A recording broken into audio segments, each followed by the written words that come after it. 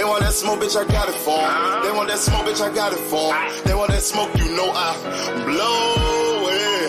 They call me Sunny Monster for a reason. I'm really dripping, leave a nigga bleeding. I get to squeeze and leave a nigga.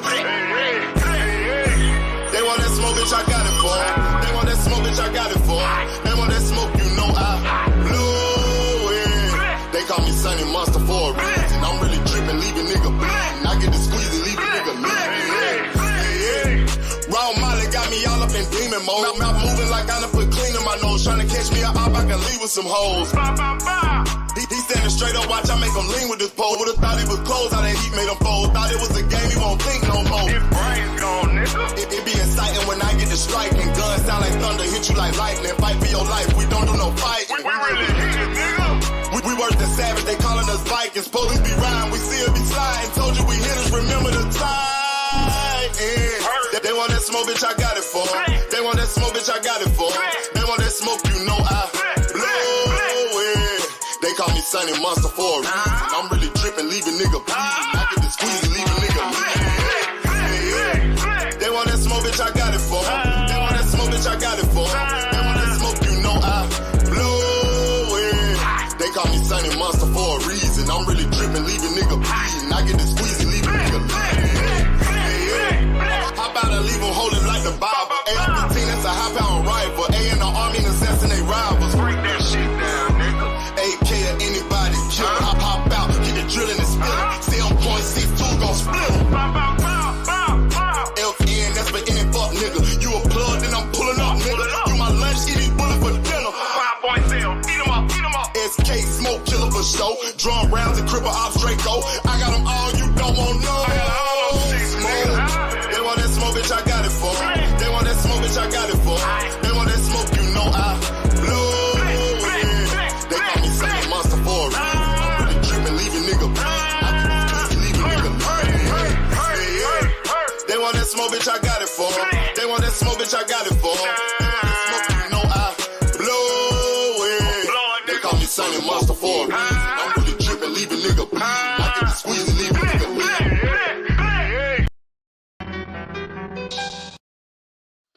Peace and blessing, everybody. What's going on this Friday? Let's get it. Let's get it. Let's get it. What's going on, everybody? Let me give my shout outs to the family. We got all things peace and blessings always. The first one in, the last one out. My guy. We got Hit Dog, Salute King, Mrs. Just Do, peace and blessings, Queen. My Jew, Nate Dog, D1. What up, homie? Peace and blessings. Expensive Paper. My dude. Bomb Squad, the illest nigga in Cali right there.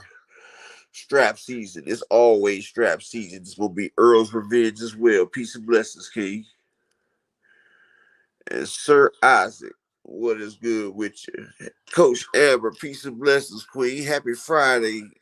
Hop your happy Friday self up here. You know, it's Friday. This is the day we got to get it in. And for all my fans, guess what? I ain't take my medicine yet. So we about to rock out all the show today. Yeah.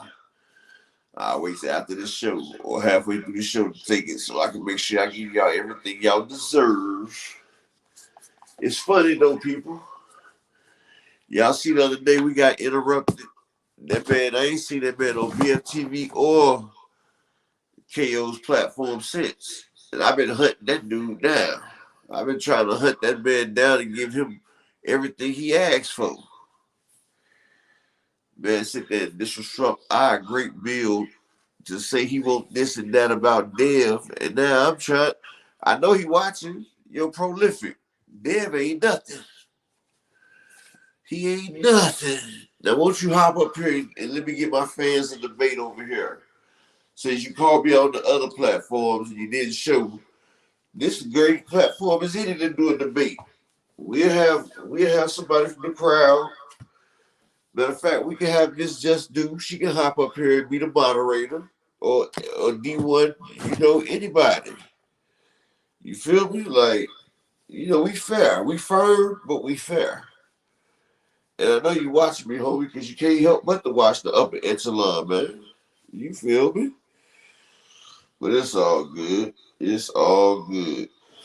One thing I want to expound on today, my OGKQKC, he was talking about how Ryan Garcia started to see that he being snaked. And yeah, you know Oscar's a snake. He's a stocking wearing, sniffer with high heels on. You feel me? Oscar, if he can't, Oscar like a bitter, toxic ex. If he can't have you, nobody else can. And that's the way Oscar feels. That's why he's putting Ryan Garcia in there with a knockout puncher named Duarte. And it's funny because Duarte is tailor made for Ryan. Like the old Ryan Garcia that drops his chin would be destroyed by Duarte. Duarte is a great fighter. He capitalizes off catching fighters the way Ryan has his chin up. Like that's his specialty. He's used to countering and catching fighters just like Ryan. But what he don't realize is Ryan ain't the same. And Oscar ain't either. And Coach Derrick James, Oscar De La Hoya is mad because Coach Derrick James would not allow him into the training area. He tried to come down there to the gym, and Coach James refused him access into their gym. So Oscar felt some type of way about being denied access to his gym, which is, hey, I think it's perfectly normal because look, you got other fighters, and your other fighters could be going up against Derrick James's other fighters. So because Derrick James doesn't want you to come to his gym, you sit there getting mad and everything. That's on you. But yeah, Oscar tried to come to Derrick James' gym and check on Ryan Garcia's progress. Brandon House, salute, King. Peace and blessings. How you doing, bro? Yes, sir. Yes, sir. But yeah, so now Oscar feeling some type of way because he was denied access. But hey, he's just like a little kid. But now, like I said, with the Oscar Duarte fight, Oscar knows Ryan's trying to get by. That's why he got the lawsuit going. And he's probably going to win the lawsuit. And it's going to be able to buy his way out of Golden Boy and Oscar De La Hoya. But Oscar De La Hoya is going to try to bring Ryan's value down. But see, that's what happens when you do people bad. He's trying to bring Ryan Garcia's value down, but all he's going to do is increase it exponentially. Because the Mexican fan base is going to get behind Ryan Garcia after this Oscar Duarte fight. Because they've been calling for Ryan to fight a Mexican fighter just like this. They've been calling for Ryan to go to war with a Mexican fighter like Duarte. And now Ryan is about to fight Duarte. And they always say Ryan used to duck. And yes, Ryan D used to duck a lot of his opponents. He had a few opponents that he ducked. And we ain't gonna trip. He ducked, I think he ducked the Jojo Diaz fight. Honestly. But yeah, Ryan got a lot of fights that he didn't take that he should have. But now Ryan's with all the smoke. He's with all the smoke. And they asked him about Oscar Duarte, and Ryan said, just watch. Ryan said, just watch. So people don't know, but they're about to find out in a rude awakening. And it's good because I like to see Oscar De La Hoya lose. It's just he's so smug and he's a con artist. So when he takes it, I love it.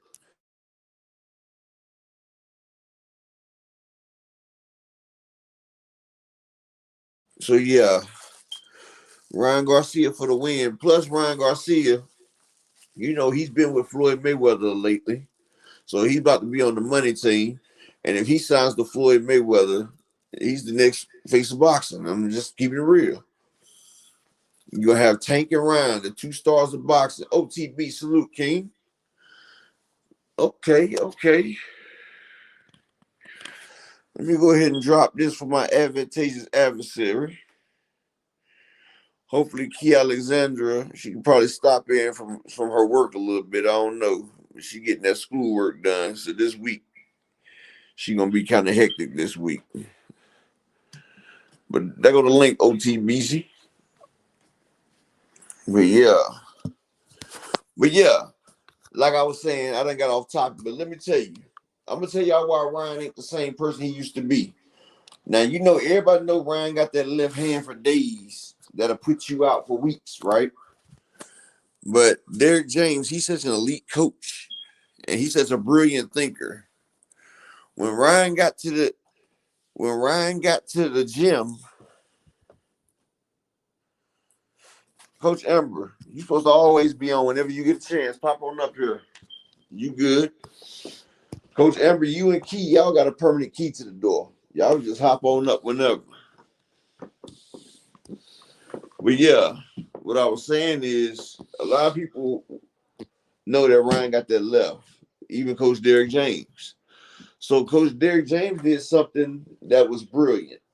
See, like I tell y'all, Ryan has been existing in the boxing without a coach. Like Ryan Garcia has been doing it basically by himself. That's why we see him doing TikToks. He never had no coach that he respected or a coach that would teach him something. Like hell, Joe Gooseman was a damn cheerleader basically. Like wasn't nobody Thomas Hill, my brother, salute King. Wasn't nobody taking the time out to teach Ryan Garcia what he needed to know. But this time, Coach Derek James got with him.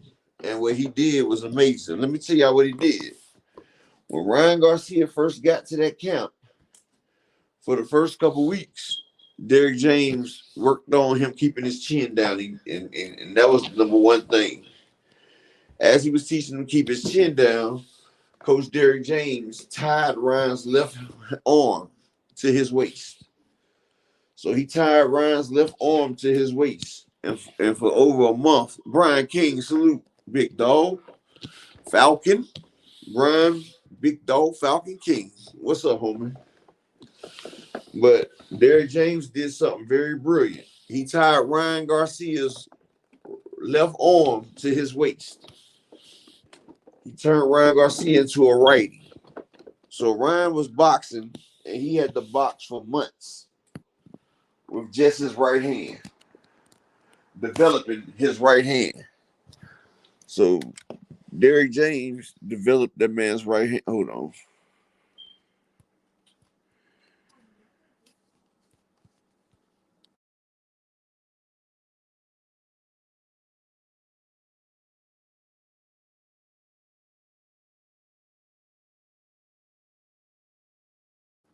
Jonathan Park, salute King. Coach Amber, welcome. Peace and blessings.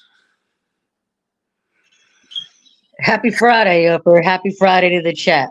Happy Shabbat to you, Amber. Happy Shabbat to you. Make sure you get all your work done before sundown. That's when the Sabbath starts. Oh, I'm done for the day. It's Friday. I left early. I'm done for the day, so I'm all yours. Okay, but what I was saying, y'all, is hold on. OTB Boxing, my advantageous adversary. How you doing today, brother? Salute, big bro. Salute, Coach Amber. Salute to you, sir. But yeah, what I was saying, what Coach James did, he tied Ryan Garcia's his left arm to his waist. And Ryan had to box like that for a month and some change, a few weeks. So Derek James helped him strengthen his right hand. He had to develop that right hand. He turned that right hand into a lethal weapon. Now, his right hand is just as lethal, if not more lethal to the left, because most folks won't see that right coming because they focus on his left. And I'm going to tell y'all like this. Ryan has deceptive speed on his shots. His shots are very deceptively fast.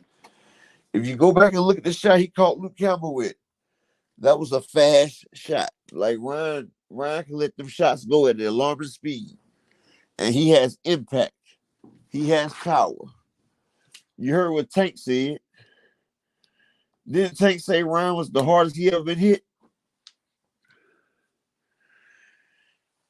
I'm talking to my people up here.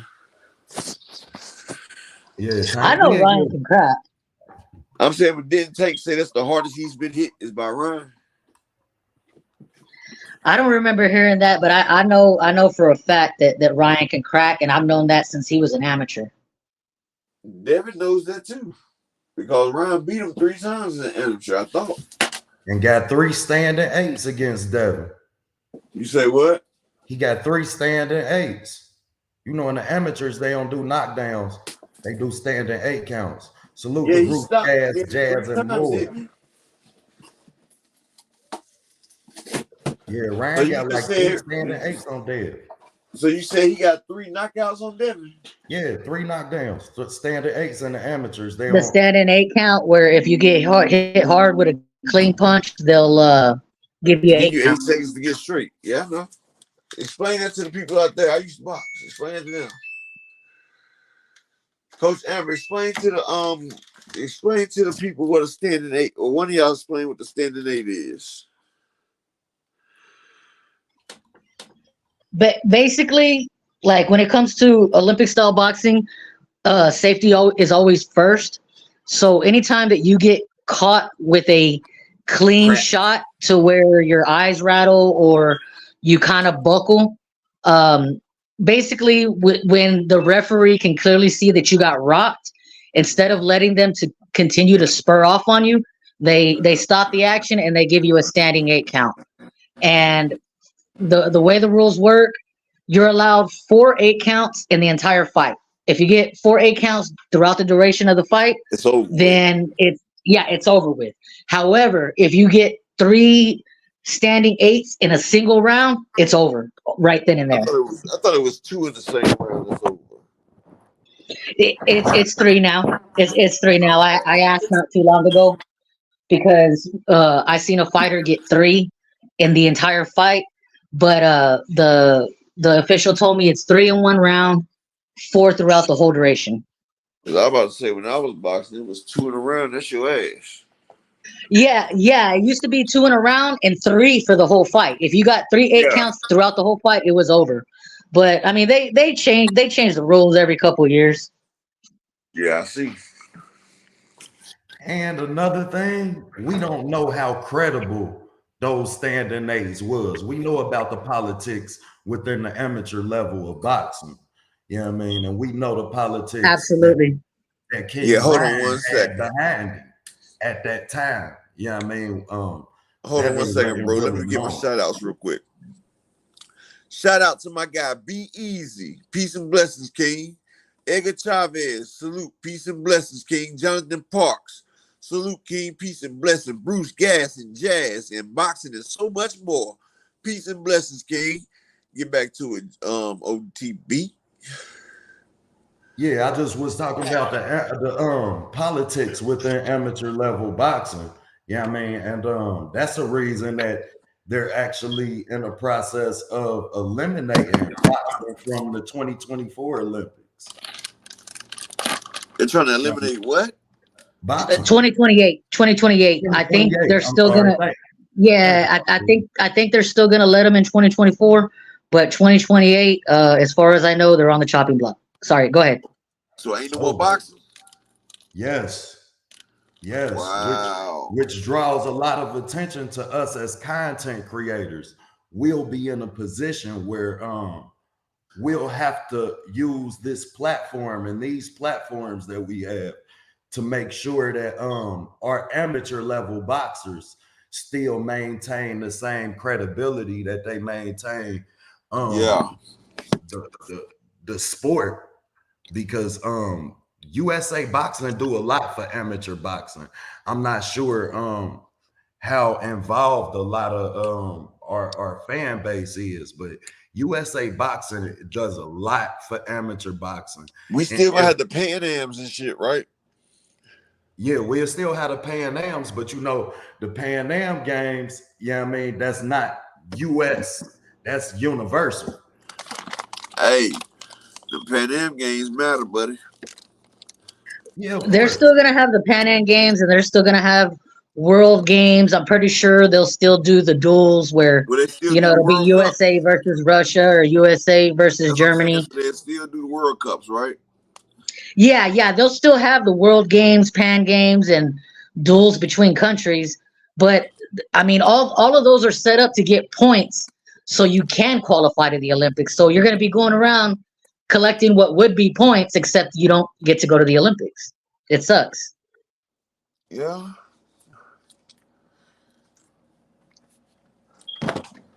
And I appreciate that OTB because a lot of people don't know about the amateur program, and they really do a lot for amateurs. I mean, obviously they're not perfect. Corruption is still in amateur boxing. That's actually why it's on the chopping block because they investigated and found corruption. Fact. But Everything though, man. Like the Team USA they pay them stipends. I think they get like $3,000 a month for expenses, whatever, and they pay their room and board whenever they go to the World Games, Pan Am Games. Like right now, Team USA is in Chile, I believe. Yeah. I actually one of my constituents, one of my peers. Well, I don't consider her a peer because I actually look up to her, but we come from the same alumni. She's actually a coach on Team USA, and they're in Chile right now, and USA Boxing pays for all of that. D Free. Y'all know I'm in Ohio. Hold on one second, OTB. Weedy Gonzalez. Salute, King. D Free. Peace and blessings, King. That hurt my feelings right there, boy. I'm mad as hell about that boxing in the USA. That's crazy as hell, man. That's I think that we have to read. I'm doing a show about 10 ways to change boxing. Yeah, I mean 10 improvements we can make the boxing. And I think that that's just the beginning of it. As much as it looked like we gonna lose it, and as much as it looked like something that can deter our sport, stay aware that we need to rebuild this from the ground up. Boxing has come to a point to where I think that it could help if we could get some type of solidification on a point system on how you judge a fight. Therefore, if you could start this in the amateurs, then we can maintain it on a pro level. Yeah, and that would end some of the corruption. Salute to my brother, my TWT brother, D Free in the building. I'm gonna bust your ass on that. You got off last night. What's good, man? I'm glad I caught y'all when I did. I just walked in the house and I turned on the live and I seen Upper was live and I hear y'all talking about these amateur fights. I'm actually going to an amateur fight this evening at 6 o'clock Eastern Standard Time. My nephew is fighting in an amateur. They putting on 12 amateur fights tonight, so I'm gonna air that live on my YouTube channel tonight. But go ahead and give us his name because I've been keeping up with nephew. So give us the link too, man. Go ahead and drop that. Be free. Yeah, his name is chat. I am. His name is Andre Nelson Jr. They call him the Quiet Storm. He's 16 years old. He stands at 6'3". He fights at 175 pounds. Okay, drop the link so we can make sure we get. Woo, that's fire right there. 16, 175. What city y'all fighting in? I'm not sure if he's fighting out of Brandywine because that's where he lives at, but I'm not sure if he goes to the gym in Brandywine or if it's a gym out Waldorf. But where's the tournament at? Where's the tournament at? Oh, the tournament is in DC. It's in Southwest at the Bald Eagle Recreational Center. It's actually free, so if anybody's in the DC area tonight at 6 p.m. at the Bald Eagle Recreational Center in Southwest DC, they putting on a tournament and they putting on a 12 amateur fights and it's free. That's dope because they charge an arm and a leg out here in Texas. It's 25 entry. Hold on for a second, Amber. Hey, did you hear what I said? D Free. Yeah, I'm gonna drop the link in the chat. I'm gonna drop it. All right, yeah, because I know a lot of people probably want to watch that. You know, you said you put it on this channel right here. Yeah, I'm putting it on YouTube. I'm once they start the first match. Well, I'm gonna come on like 5 minutes before the first match start, and I'm gonna show the whole all 12 matches. Oh, okay. Hold on 1 second. Salute to Sess M and my guy Al Booker. Peace and blessings, y'all. Facts. And for everybody who love this sport of boxing, man, tune in to Nephew, man. Nephew is special. Y'all know the emphasis that I put on the film that I put into this sport, man. And I am a fan of Nephew. I'm as much a fan of Nephew as I am of the sport. He's a student of the sport, and the kid is special, man. So I want to make sure that y'all put whatever time you have available to Nephew, man. We deeply appreciate it. That's what people don't realize. That's what boxing is, like being a boxing fan. Like you watching your favorite boxer grow as a boxer. Like you follow their story from the amateur to when they hit the pros, till they build up and become a contender.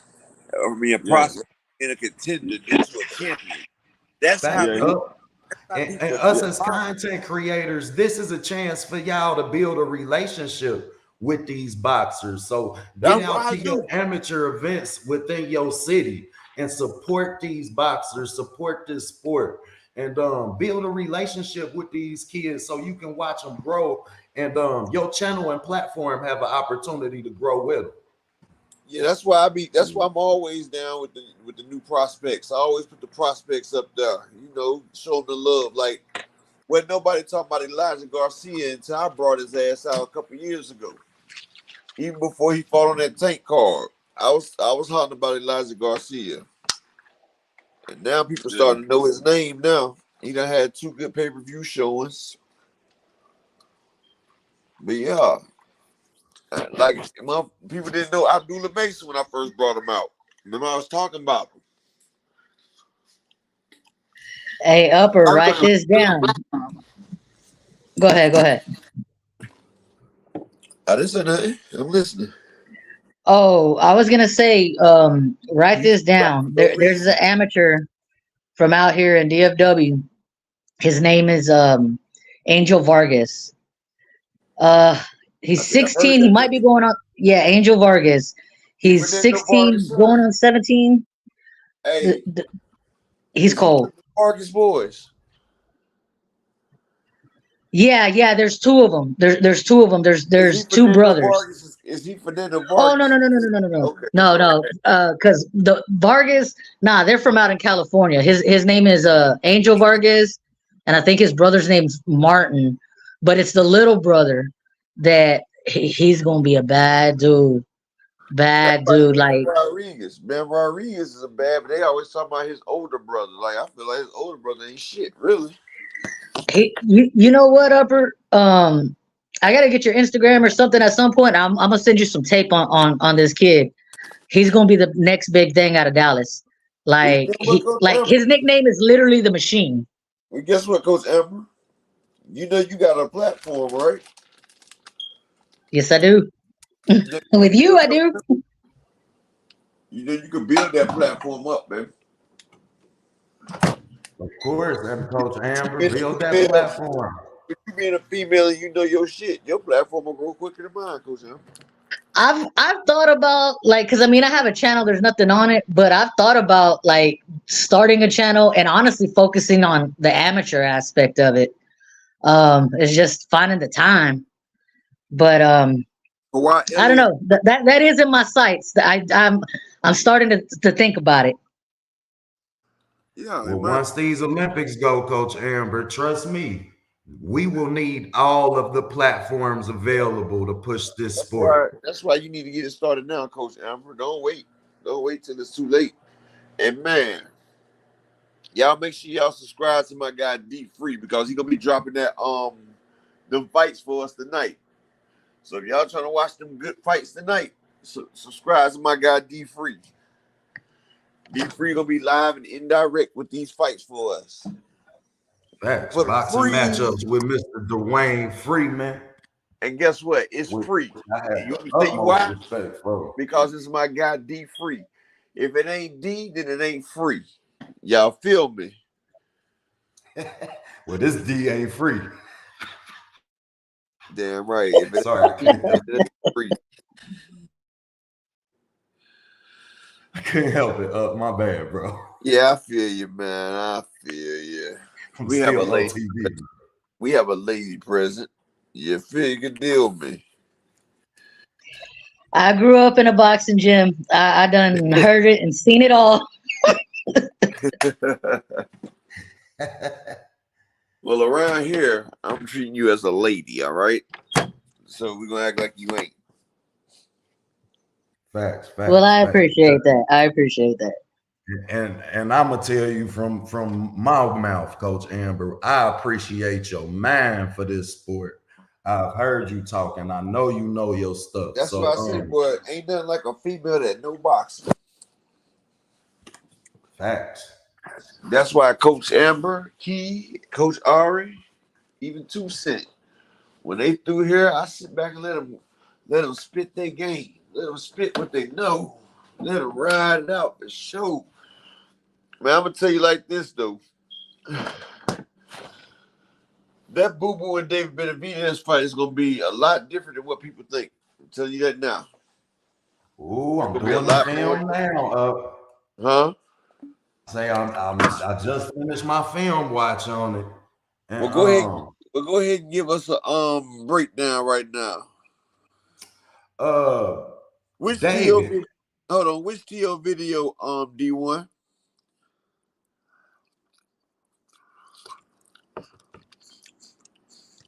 Marquis, salute, peace and blessings, homie. Which TO video you talking about, homie?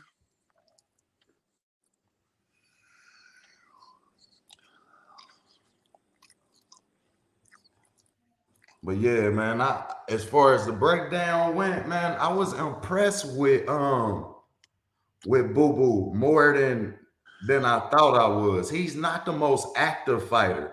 I feel like his activity could be a problem. However, David don't start off fast. David is a slow starting fighter.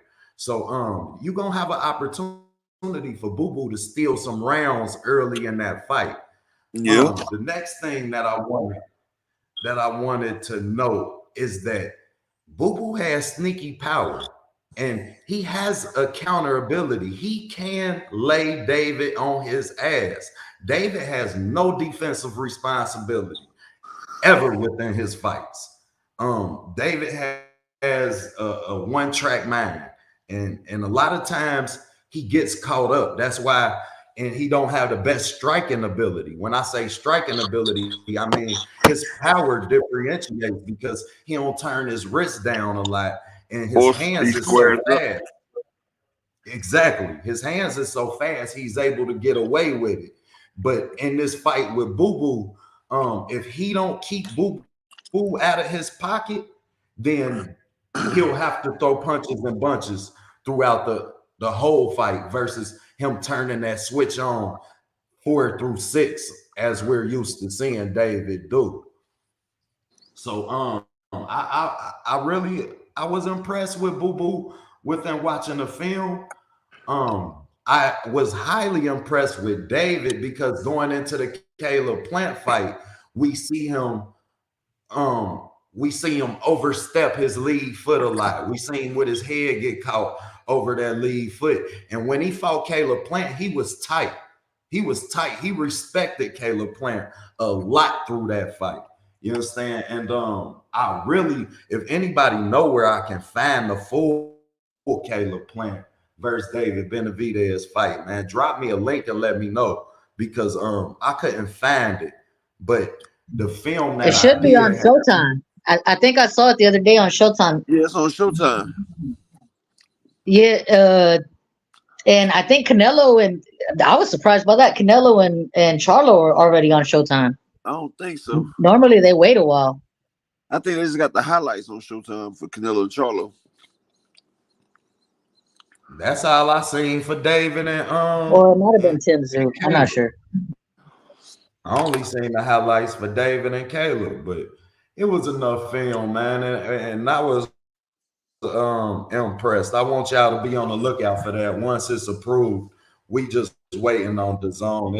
It's a lot of DAZN film from Boo Boo and Dre that I had to get. So once DAZN clear that, then that'll be out for the people. Is that But, hold on? I was hold on highly one- impressed with Boo Boo, man. Hold on 1 second, bro. Hold on 1 second. D1, is that the video you talk about that you just posted a link for?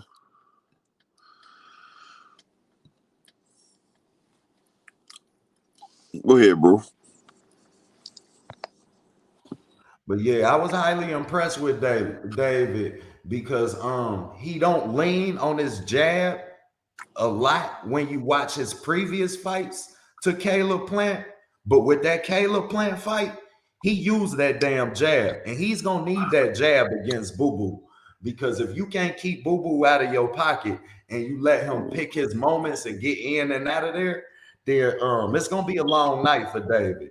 However, Boo Boo, you have to stay active. Boo Boo have a problem of dropping his hands a lot when I watch the film. Like he drop his hands a lot because he can against the level of competition that he has. You understand? Also, both fighters been dropped before. Boo Boo been dropped to the body and David been dropped upstairs. So we've seen both people. What'd you say? Who dropped Boo Boo? Demetrius Nichols. Last fight. It was an unofficial knockdown, but y'all can go to. I just dropped a short on it this morning. It's a short where I slow it down and show you that that was a body shot. We ain't gonna sugarcoat nothing. We know about the politics of boxing, and we know why they called it an unofficial knockdown. Because if he is knocked down in his debut fight on Premier Boxing Champions, then this fight may not be as likely for us to get. And we've been wanting this fight between Boo Boo and David for close to 4 to 5 years. Yeah, you remember David? David didn't want that shit last year. Like David was like, nah. But then they put David in a situation in either Boo Boo or Morrell. And so he was like, bring Boo Boo on. He said he didn't want Thank that you, Morrell Gonzalez. I stand corrected. Damon Nichols. I apologize about that. I do so much film and watch so many fight. Yeah, that's all right. They know who the hell you was talking about. Upper. Yo, you hear me? That's good. What's good with you, man? Coach Amber, OTB, how y'all doing today? Salute, Give me salute, about bro. 10, 15 Salute, we're doing good. minutes. We'll break down that video, D1. Give me like 10, All right. 15 minutes. All right, I'm just getting out of work, or else I'd chop it up. I was just trying to tell you that that's the link for that. You know what I mean? Oh, you ain't staying? No, I'll be back in like 10 minutes. Okay, buckle up, boxing talk, peace and blessings. All right, I'll be back in 10. All right.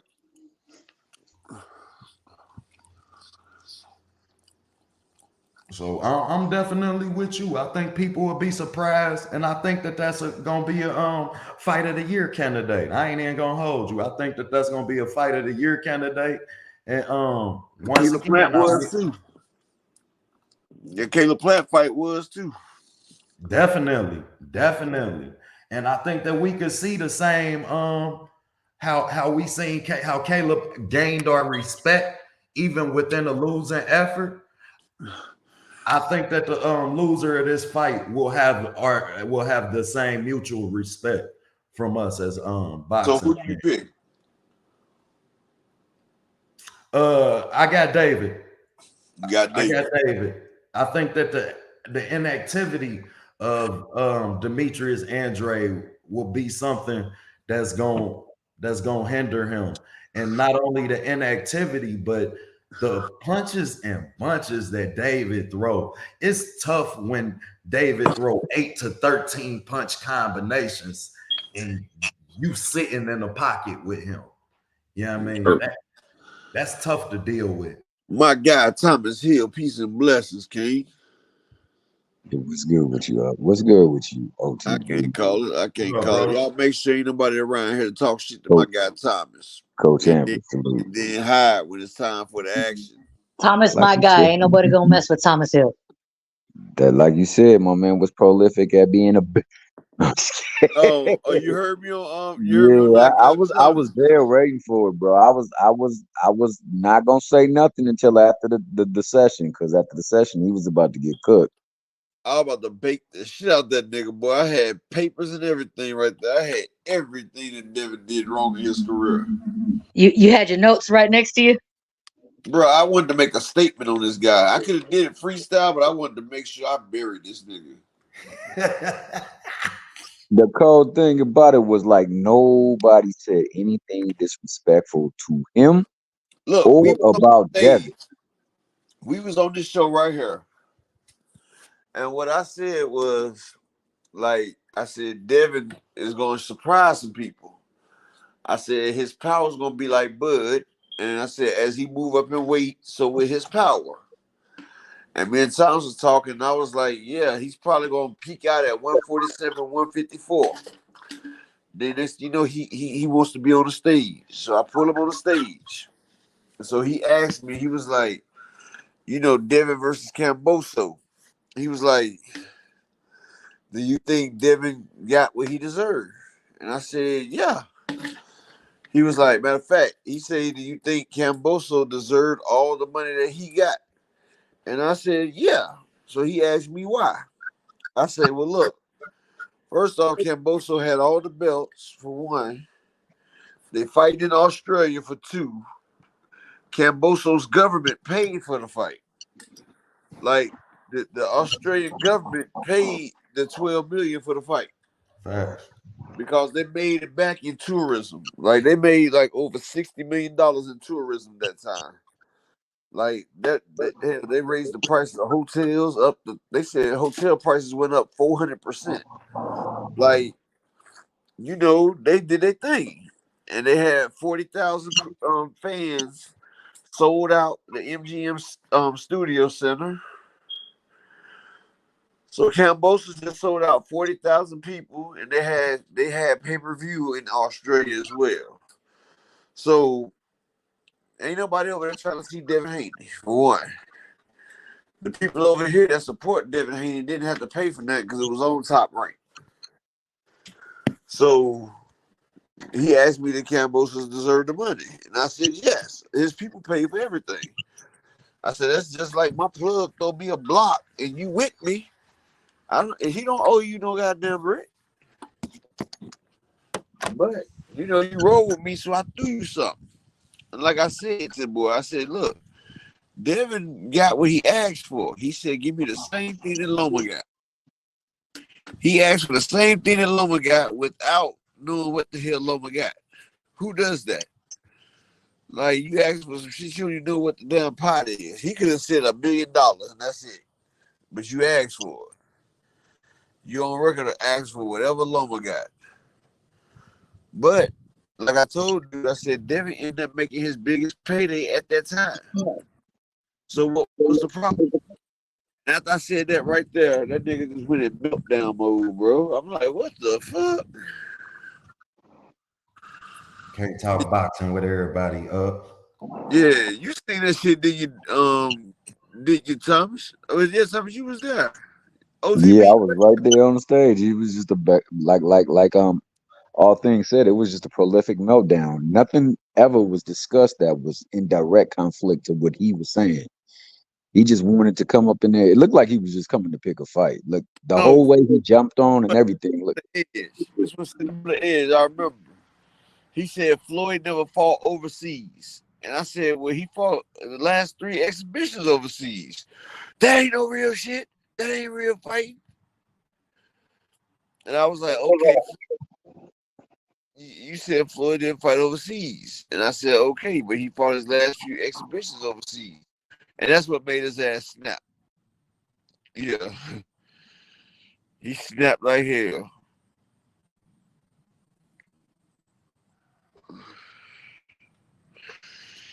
So now my question for the panel. Salute black all day, even on a Sunday, but I'm black all night. Peace and blessings, K. Facts. So my question for the panel is Regis fighting in Oakland in Devin's backyard when Devin's an undisputed champ, a tougher fight than Regis going over to the UK to fight Josh Taylor.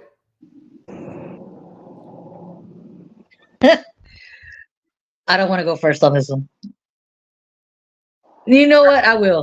I will. I feel like Regis going over there in the UK and all that funny business. Yeah, I gotta give it to Regis. I like Regis. You know, Yeah. I like the Creole, and yeah, to me that is tougher. Ask Earl. Earl said they were hitting him with brownies and batteries over there. I don't believe that shit. Shit, you better go back and look. Earl said in an interview. I even got a video where he said that shit. I don't know, man. Don't get it twisted. Like Kel Brooks said he was gonna hit the man with the chocolate brownie. You know, his name of his punch was the chocolate brownie. I don't know, man. Upper, do you remember that live that live or that little the story where after the fight Earl was sitting there eating chocolate brownies after he beat Kel? Yeah. Yeah, I remember. That shit was crazy. I don't know. I agree with Coach Amber though. I think it was tougher for Regis to go over there. And, that's what I said. I said that England is different. First off, because your body got to acclimate to the time that you're fighting at. You feel me? So now the second part of this question was, do you feel like Devin will have any layoff or underperformance based on the fact that he's fighting at home? We see fighters underperform. We seen Tank underperform when he fought at home. We seen every fighter just underperform fighting Zarilla at home. Exactly. Especially when you fighting at home, and then that's a fucked up fight. Yeah, that's a lot on the plate when you moving up in weight. You understand? And you have to worry about the outside the ring problems that home presents. Yeah. You gotta do all that. So you got anything before I slap something on top of that? Go ahead.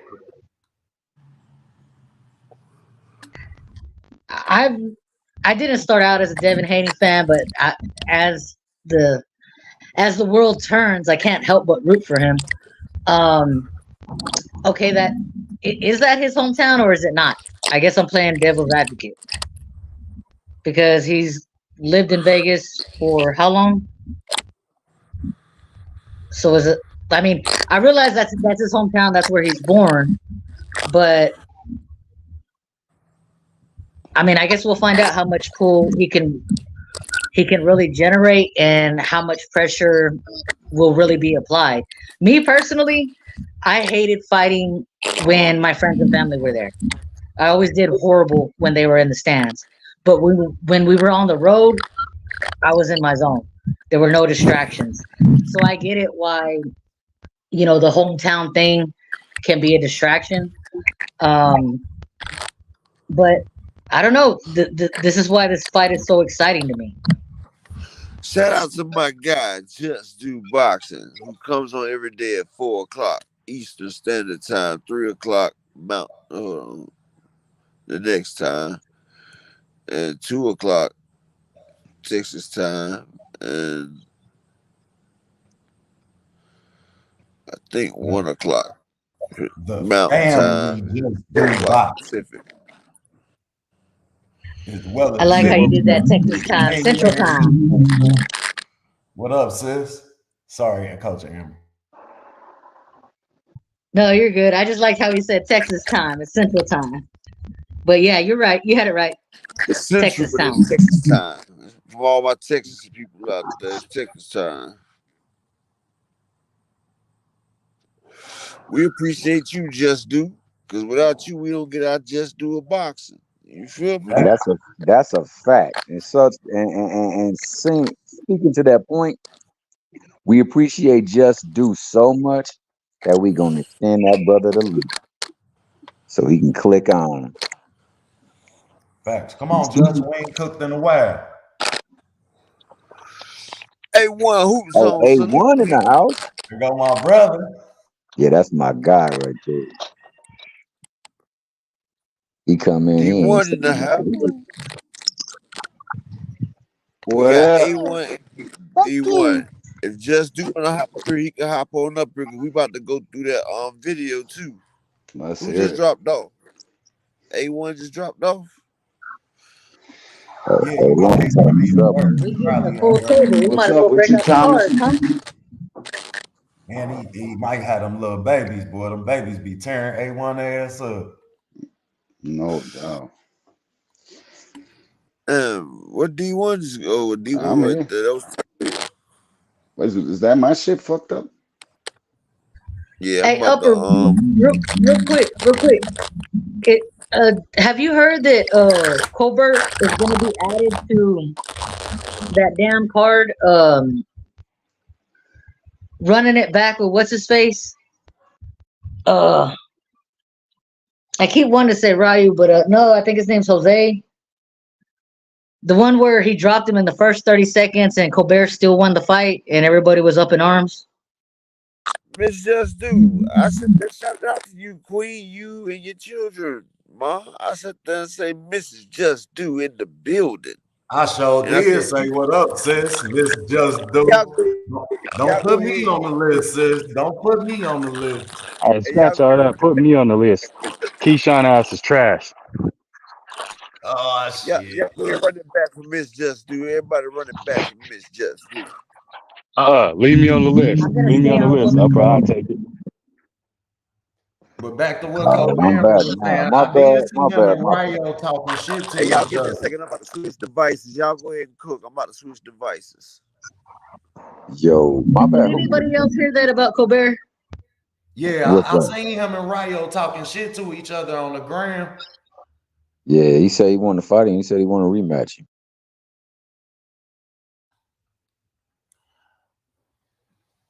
I heard that was in the works, but for what card? If that ends up on Floyd's card, it's over. Like it's over. That card is gonna be stacked. But when I saw it, it was just a flash. I didn't know if it was gonna be on David's card or Floyd's card. Like I didn't know if anybody else had seen that or could clarify that. Hey sis, hey Miss Just Do, don't get me started on the haters. Y'all know I get them going, and I got receipts. I got receipts. Hey, OTB, who we just lose? Who just dropped off? Up there, he probably Colbert uploaded switching the devices. video. And we Yeah, lost somebody else too.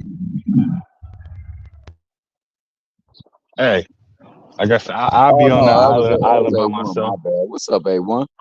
What's good with it, Joe? Hey, I'll be on the island by myself. I said it. Keyshawn is trash. Raccoon ass at that.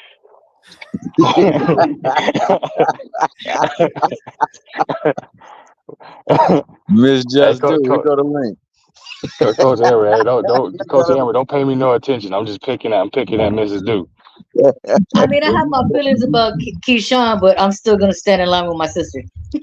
Oh, okay. No, that's good. As long as you know, every time I see it, I gotta say something about Keyshawn. I told him he the world's fastest blinker. He gotta go down in the Guinness World Books. That man be sitting there blinking hard as hell. I'm like, bro, why is he blinking like that? Every other word, he done blink like 15 times. I'm like, bro, something wrong with this dude, man. That boy got them dry tear ducts. That's what it is. He do be blinking, man. My man do be blinking. I'm not gonna lie. Tell you, OTB, that man be in a blinking contest, bro. He be blinking hard as hell. I'm like, bro, what the hell? Like, I know he ain't reading on a teleprompter. He's giving it away if he is. Hell yeah, like Now, you can't see. Debo, He he be been blinking getting like you punched can't see. on You since can't he was read. 5. Like You said what? He been getting punched since he was 5. Stall him out, Debo. That makes sense. Hey, but for real though, I like Keyshawn though, man, because he do talk his talk. Yeah, he better keep talking like a prospect though. You can't be sitting there talking like you Floyd and Terrence and you you getting hurt by some people. Even though I think what's his name, Albright or whatever. I think it's Albright or Albright. Yeah, He's a Amir decent Albright. fighter, but It's like, hey, you can't be, you know what I'm saying? If you're gonna talk like that, you gotta go out there and be putting on like Shakur type performances where he showing his levels to it completely. We waiting on up to let y'all up, my brothers and sisters. That's in the Who in the background? Who in the background? Justin, Miss Just. Miss Just can't come on. she Miss Just can't coming with come the on. Like I said, I got my opinions, but there's not very women involved in boxing, so I'm gonna sit next to my sister. Oh, you Yeah, can I sit think it's next to her and what is still it? kick the truth, though, sis. I Come think on, it's man. 2 Cents, Key, Coach Amber, and then there was somebody else that I had forgot that I know was like, you know, that when they speak, Della you know, Coach Baby. Ari. people listen. Coach Ari. Oh, Coach Yep, Ari. Yeah, Coach Ari. Yeah. Let me I couldn't remember, piggyback but that's on We A1. need I know more Della women Baby in boxing. knockout We need stuff. more women involved. Yes. I don't know A1 that we can fault him for selling himself. Yeah, and I I don't mean, fault him. I'm just messing around. Hey, do what you gotta do to get your name out there and be relevant. I guess that's the day and age of boxing we living in, where if you popping your shit, gonna get you haters, or it's gonna get you, you know what I'm saying, more fans. You gotta do it to stay in the public eye. Like that's why they tuned in for Floyd. Hate him or love him, they gonna tune in. Yeah, and more people hated him, so you know he got more eyes on him because of that. Mm-hmm. That's well, why I see, say, go ahead. go ahead, Them Thomas. boy. No, I was just gonna say that's why I thought that was the genius behind it. He embraced it. Like, all right, so what? You gonna pay to see me fight no matter what. You think I'm gonna lose? I'm gonna show you I'm not gonna lose. But you gonna pay because you gonna believe everybody can beat me. Well, see, and my thing was the hate and disdain for Floyd came from casual fans. That hate came from fans who felt like Floyd was running, who felt like Floyd wasn't boxing. You understand? And that's our job to show them what's appreciative about a Floyd Mayweather in that essence. When it comes to right now, we looking at a time in boxing where like shit with the like we just watched Blair Cobbs walk himself into championship fights from being able to sell himself, from being able to market himself, from making himself available. Can you imagine if a Gary Antoine Russell would take that approach and make himself that sellable, make himself marketable? Like we looking like They right love now. controversy, boy. Controversy is what sells. They love that controversy. Hey, D1, go ahead and drop that link for me. We about to go ahead and pop that thing up, man. What's good with the fellas, man? What's good with My y'all, boy man? Just What Do up, in the bro? building.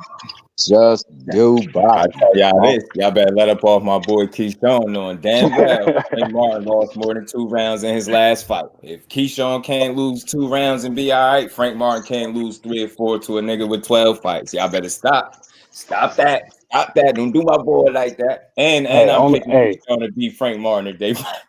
Hey, we can put some push-ups on that. I got Ghost beating the brakes off of Keyshawn ass.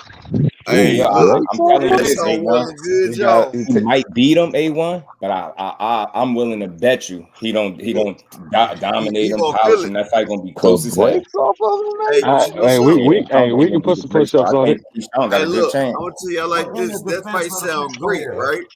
That shit sound great, but Keyshawn got a Hulk coming after his ass right now. You know, Keyshawn got that boy Andy Cruz, and he going for another 10-round fight. All right, Andy Cruz nice. Yeah, Andy Cruz, this man jumping off the boat fighting 10 rounders, and he calling Keyshawn name. Yes. He said he trying to give him his 6th loss. Why gotta be off the boat? I'm just playing. I just some of them amateur fights, but people act like he was just, not in the same bracket as this dude. I think he. Just where the missus at? I thought she was coming up, with bro. that, y'all, is Frank Martin wasn't no silver medalist Olympian. True. That's true. I mean, so but you know, Frank Martin started when he was 16, though. At D1. 18, really. Yeah, but he dropped Virgil Ortiz in that thing too. I know Coach Amber about to holler. Absolutely. Hey, look, Coach I Amber ain't about to denying holler. nothing. I ain't denying nothing. I said, I know you about to holler me bringing it up, dude. I ain't denying nothing. The Flash knocked down, he got right back up. Yep, Frank did that. Yes, he did. Yeah, The Frank link, was I tough. Frank can't nice find man, it. but Maybe you won. I think people Yo, love Earl Where's Spence the so link much at, they bro? just love him. I can't. It won't let me repost it in the chat. I don't know what the fuck's going on. You Okay, gotta what go was to the name comments, of it? bro. What was the name I of it? get it. It's ProBox, their last upload on YouTube.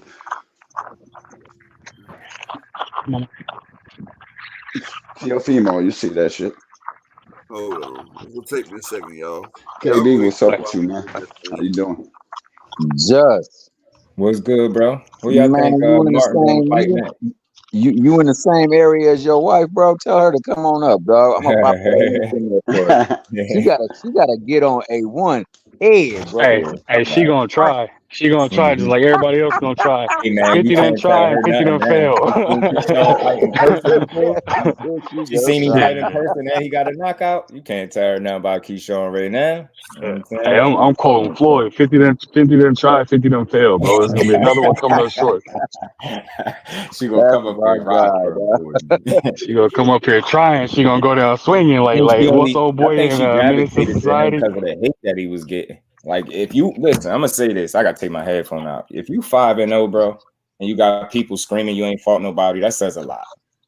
People are when they tell on themselves when they speak about Keyshawn, because they'll say on one end they like Shakur and Devin, they thought they was friends, Shakur Snake, but then they'll turn around that same breath and say, man, the hell, ain't no friends in boxing. So Shakur and Keyshawn, they gotta fight.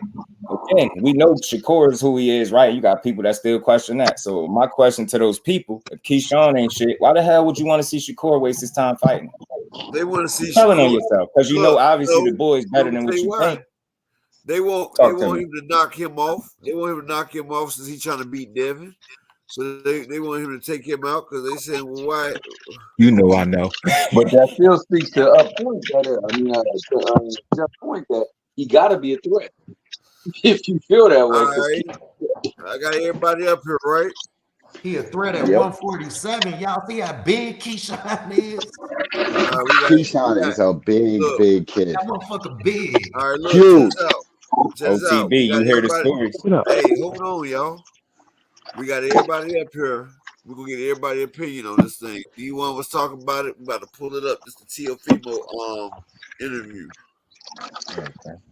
Blue Blood already clickbaiting titles out of that joint. Man, Blue Blood always clickbait, man. Yo, despicable. He know what it is. my people live Man, nation. Know what time it is? Shit. Gotta get them views, dog. he trying to get the views up, man. You Gotta know, a get lot That them of nigga black don't people need no people live. views. be He on got that he shit. got 250,000 subscribers. That nigga don't need no views. What the hell? He done Hello, lost some of them A1 subscribers. and BLK When you Prime. living like that, you gotta They keep once said spreading we just lies, in the dog. He blood. wasn't nothing but the Once errand said boy for in the BLK blood. Prime, man. Welcome to Spotlight See, Interviews. that's why I don't want to do this because if you get Calling from traction, Nagin, somebody's gonna Nigeria. come for you, And and we I, have in the house I don't give the a best damn. 140-pound Not fighter Coach in Apple. the We got world, the the coach. takeover, Teofimo Lopez. Mr. Lopez, thank you for being here. Hey, thank you guys for having me here. I'm very excited. It's been a long overdue time talking. You know, before we jump into things, you tend to retire, unretire, retire. So are you retired right now or unretired? I just want to get that straight. I'm retired still. I mean, nothing. When the shit I get was good, do you WBO. Retired. I All got right. super world champion as well. So I think it's been long overdue. So it gives me that more time frame to really focus on my personal life right now that I need to fix up. I got you. All right. Well, you know what? I want to jump right into it, and then the guys can follow. But recently in boxing, Ryan Garcia and Terrence Crawford, they came out and challenged fighters to bring the sport together. Said that it's up to fighters to bring the sport together. And I know on your social media, you're very outspoken in that area that fighters need to take control. I want you to tell us your plan or what you think could fix the sport of boxing. I mean, I understand what Crawford and Ryan Garcia may be trying to say or do. It could be a stunt to look good, or it could be honestly an honest factor of what we need to change.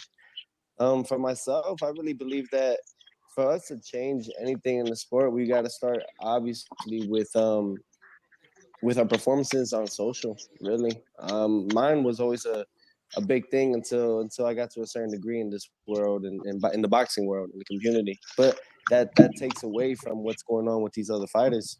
Not a lot of these guys are taking any challenges, anything. You know, I thought coming into this, you know, me setting the tone when I fought Vasily Lomachenko back in 2020, you know, in those moments right there, I was just trying to show everybody, of course, it's going to be hard and we're going to take risks, but that's what Champions is all about. That's what's breaded. And then look what happened afterwards. We had so many champions going to wanted to become undisputed world champion after that. And we had so many after that, and it's been successful, very successful. However, you know, you see now the downplay is obviously the cash flow, the money, this and that. However, you know, some promoters, I'm not gonna name any names right now, but obviously in that group, they're looking more so for the fan base, you know. And if you're not a widespread fan base, for instance, Frank Martin was someone that people were looking forward to see Shakur fight. Some say that this guy was arguably someone that could give him trouble. Something came up with, I guess, the money. Due to that situation, and the fight fell off. But when I was in that time and it was my turn to face someone like, let me say, Lomachenko, I agreed to a contract confirmed deal with Vasily Lomachenko at that time for $1.3 million. You know, and that's that may seem like a lot to other people, but during the times, after taxes, after paying everybody, you know, it definitely cuts at least half of that. You know, but you facing somebody like that, the rewards are much more fruitful afterwards when you beat the guy like that. And I think that these guys are not seeing that kind of vision. They're not seeing the amount of we need fights to be made. There is so much that honestly that we can change, but it starts with the fighters now. You know, Teo, you made a point, a couple of good. What happened? Y'all still here? Yeah. Oh, okay. Yeah, we still. I think it's paused. No, I think uppers thing every time. Sometimes it'll just in the midst of him getting kicked out, it'll just freeze. Right Oh, there. you paused? Now, Okay. y'all hear me? Now, what I'm saying is, y'all see, he said $1 million. He signed from Lomachenko to fight for $1.3 million. He said after all that, he was left with about 500,000. So off of 1.3 million, they took 800 off of his paycheck. And see what he's saying is fighters ain't getting paid a lot for that. But like he's saying Frank should have took that fight because he would have got more afterwards. But if you look, Tio, after he fought Loma, he fought Camboso, he got like 1.7. That's after they did that other backdoor stuff. But like he's saying, people should have took the fight. He's saying he took the toughest fight. What y'all get out? What you get out of what he said, OTB? We're gonna go down the line. I agree. We only can be inclined to agree with him there.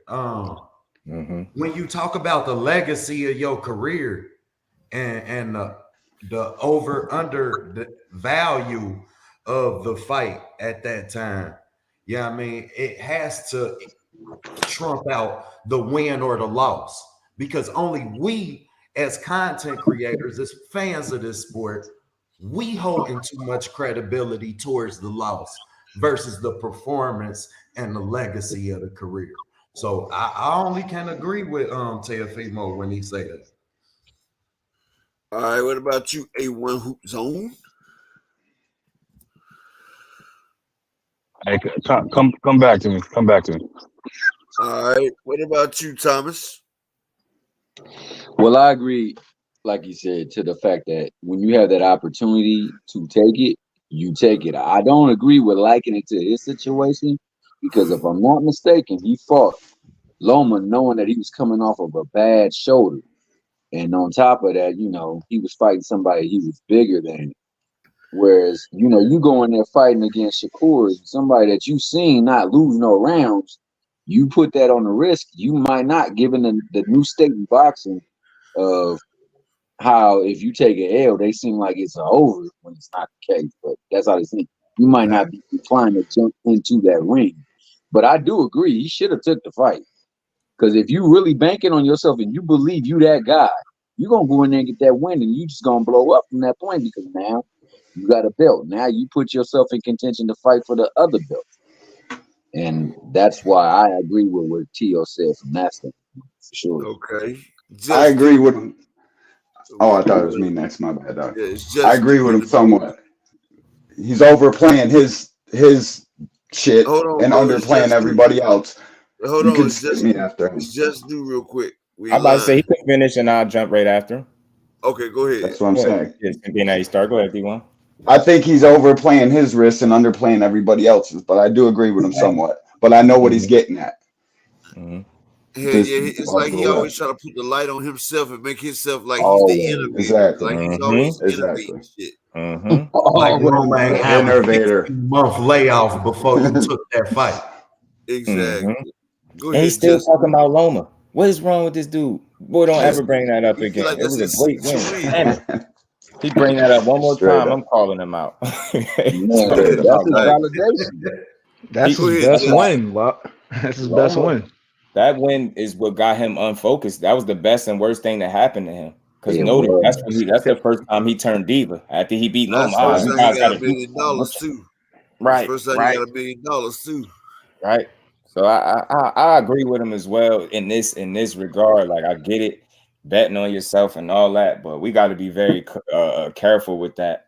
You know what I'm saying? Is betting on yourself are you getting lowball while you betting on yourself? And I know with Frank that wasn't the case, but I don't mind people betting on themselves as long as you know they're getting treated accordingly. I'm not cool with fighters getting stiffed or you know what I mean, lowball for any fight that be made. I just don't think that's where we at.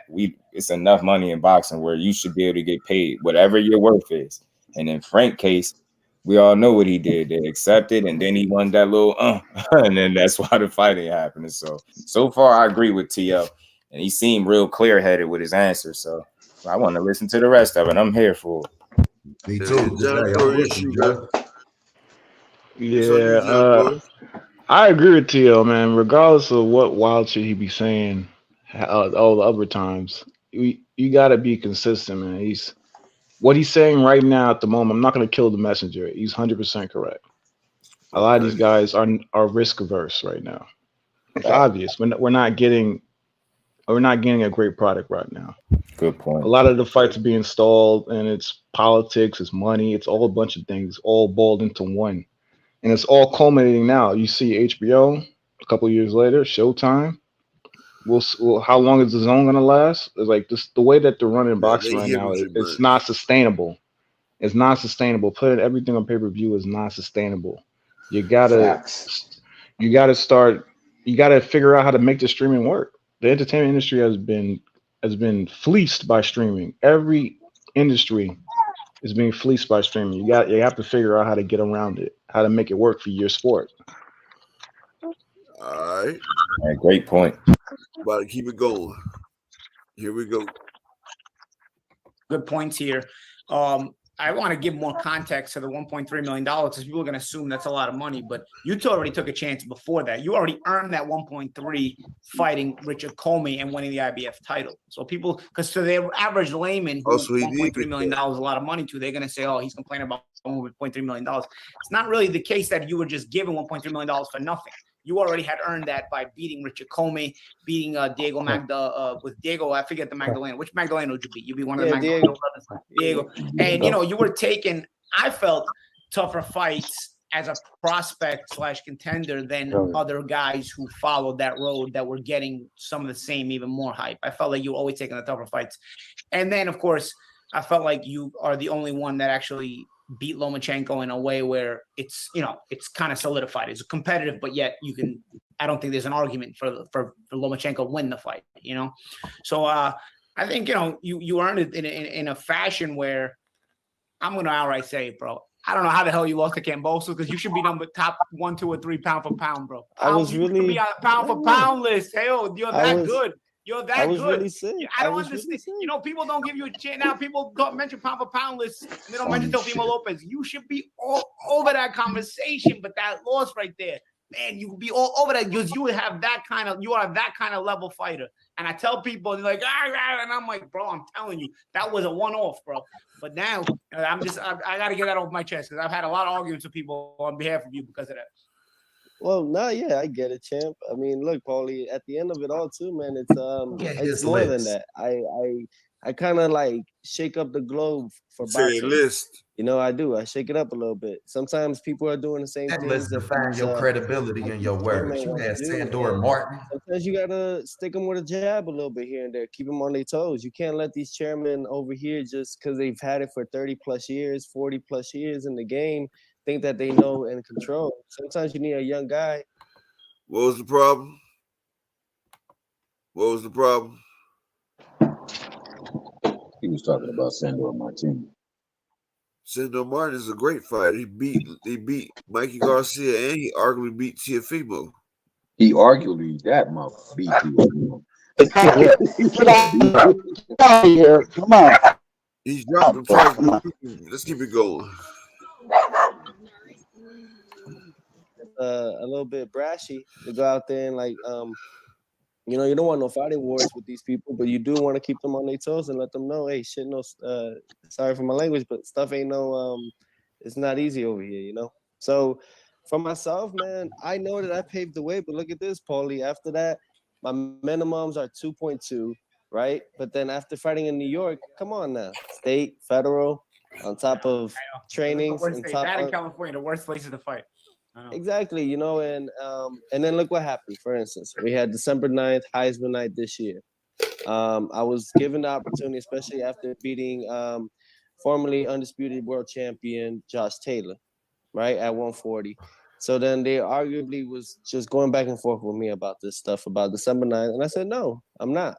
You know, there's a thing that people don't understand. But this is the thing. I'm at this point now in my career, fellas, that a lot of the decisions that I make now are no longer about the takeover and me being great at what I do. This is now starting to become something where every decision I make is going to affect the other guys that I want to follow me. You know, so every decision I do make moving forward has to be accurate, has to be with patience, and I do have to be very passionate about it. So, you know, for instance, MSG, December 9th this year, I said no. There's things that I don't take accountable for people's actions. I'm not going to justify them. So, you know, in fight contracts, you've done this before I even got into the game. You know that we always sign contracts, and every time we sign contracts with the arena, with the promoter, with the network, so on and so forth, right? So last year when I fought Sandor Martin, I asked for 3 songs. I told them, they played it for me the day before, on Friday night. Saturday night came. They played those 3 songs, but what they didn't actually play was my first song, which was what? The most important song usually for a fighter, mentally. It was Quiet Storm by Mobb Deep. Instead, they played Many Man without my consent. Now that's something is if I'm not mistaken, a code of conduct, you binding our contract, you know? And at that moment, you know, I can't do anything, but of course my emotions spiked after the fight. Obviously I questioned myself and said, do I still have it? But going always into that, then I was like, man, I don't want to say the word, but I could do something to these guys. But what is that going to do for me at the end? You know, I'm still going up the ranks. I'm still climbing my name. I can't really, try to be a big shot because of what I see a mental move that people are doing on me without anyone else knowing on the back end. So I'm dealing with these things. Obviously, you guys seen the fight with Josh Taylor and myself, and they almost made it a tie or some sort, you know? So a lot of these things that I'm dealing with, that a lot of people don't understand what I'm facing. So I said, you know what? This is how we're going to play it. You want me back? Fear is what it is. You want me back? Then we could do something like that. I pitched MSG a very nice idea that, you know, obviously I'm sure you guys have been hearing Oscar De La Hoya pitch around, you know? So these are things, man, that I really do make, man. I bring some good ideas, but at the same time, I got to be very smart about my emotions on them. I remember calling a lot of your fights for Top Rank International. I love the Teofimo Fight Week. You brought so much energy to the fighter meetings, to everything around Fight Week. and obviously your performances speak for them. Okay, y'all.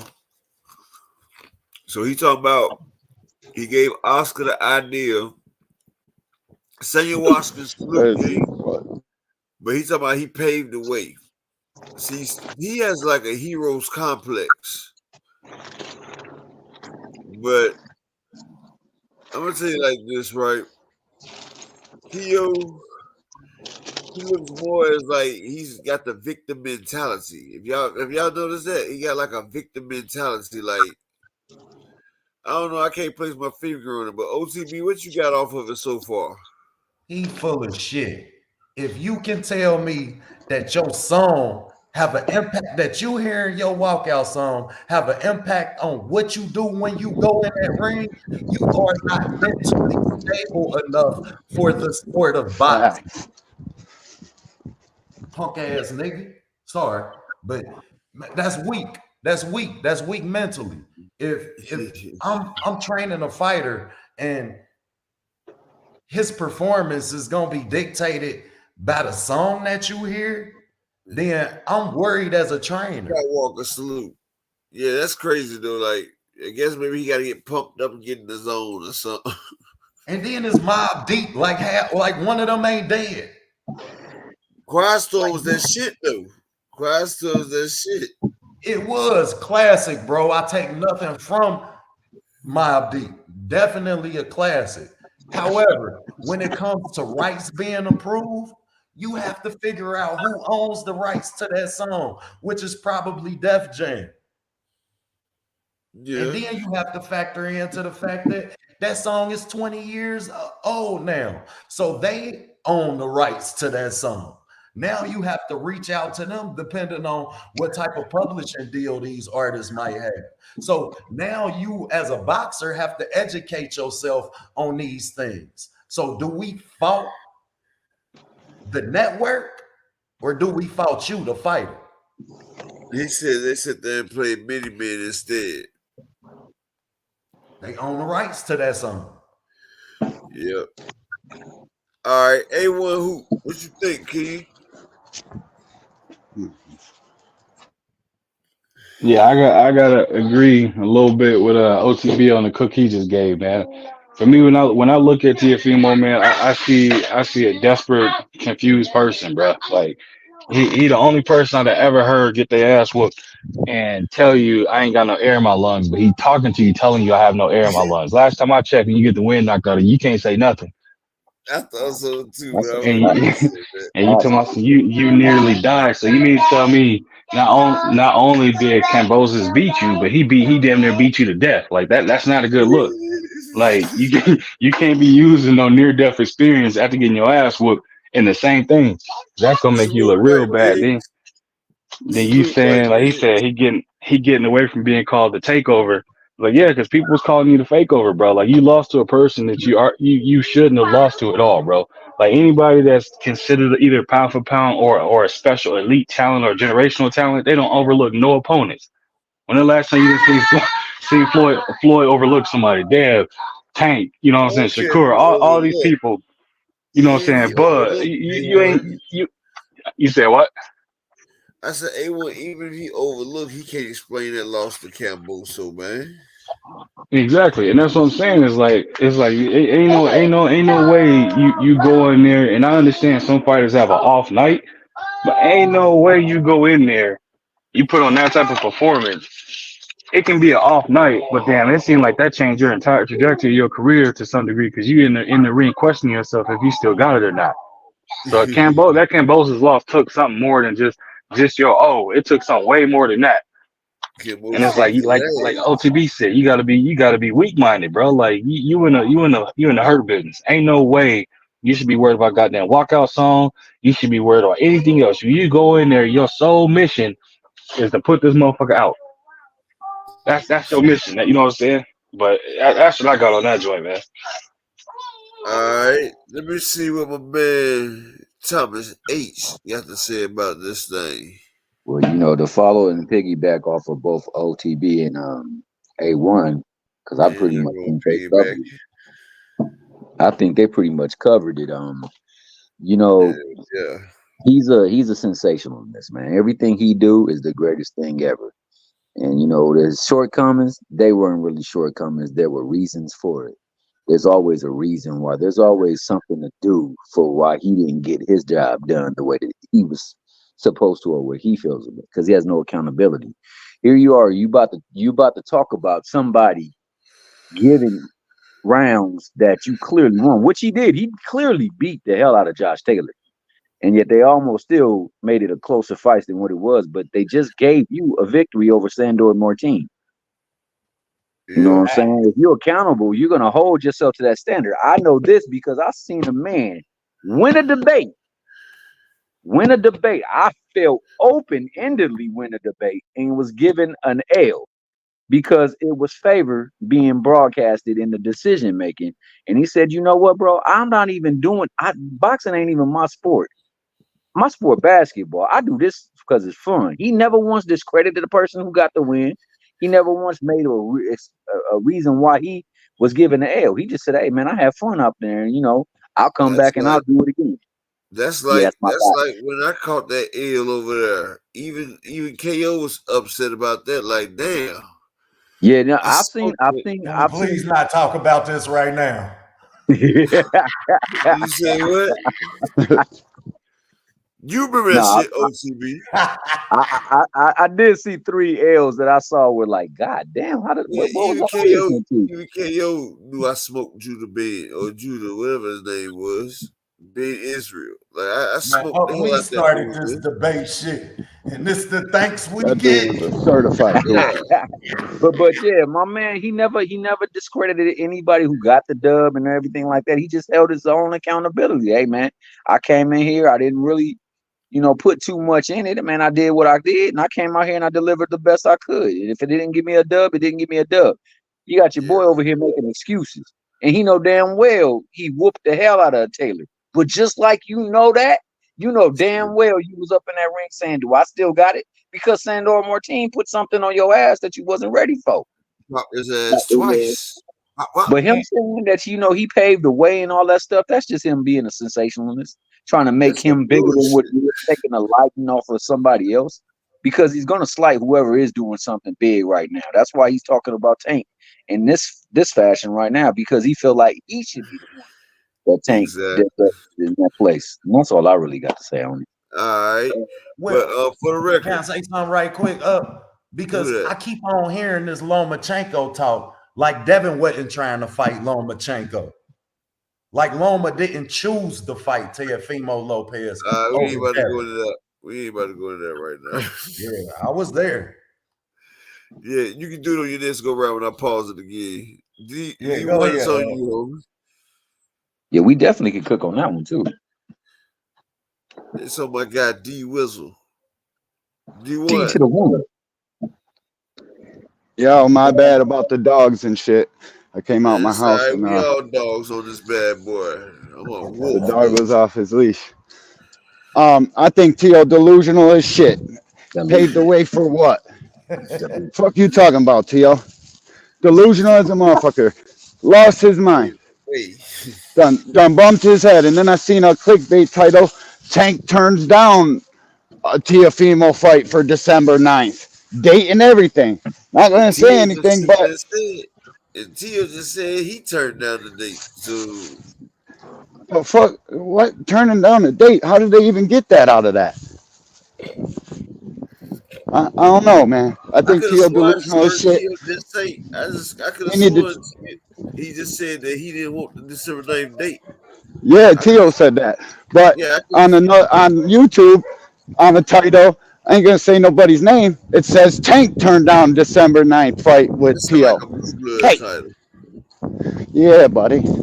Everyone, peace and blessings, King. That sounds like a blue blood title, D1. Yeah.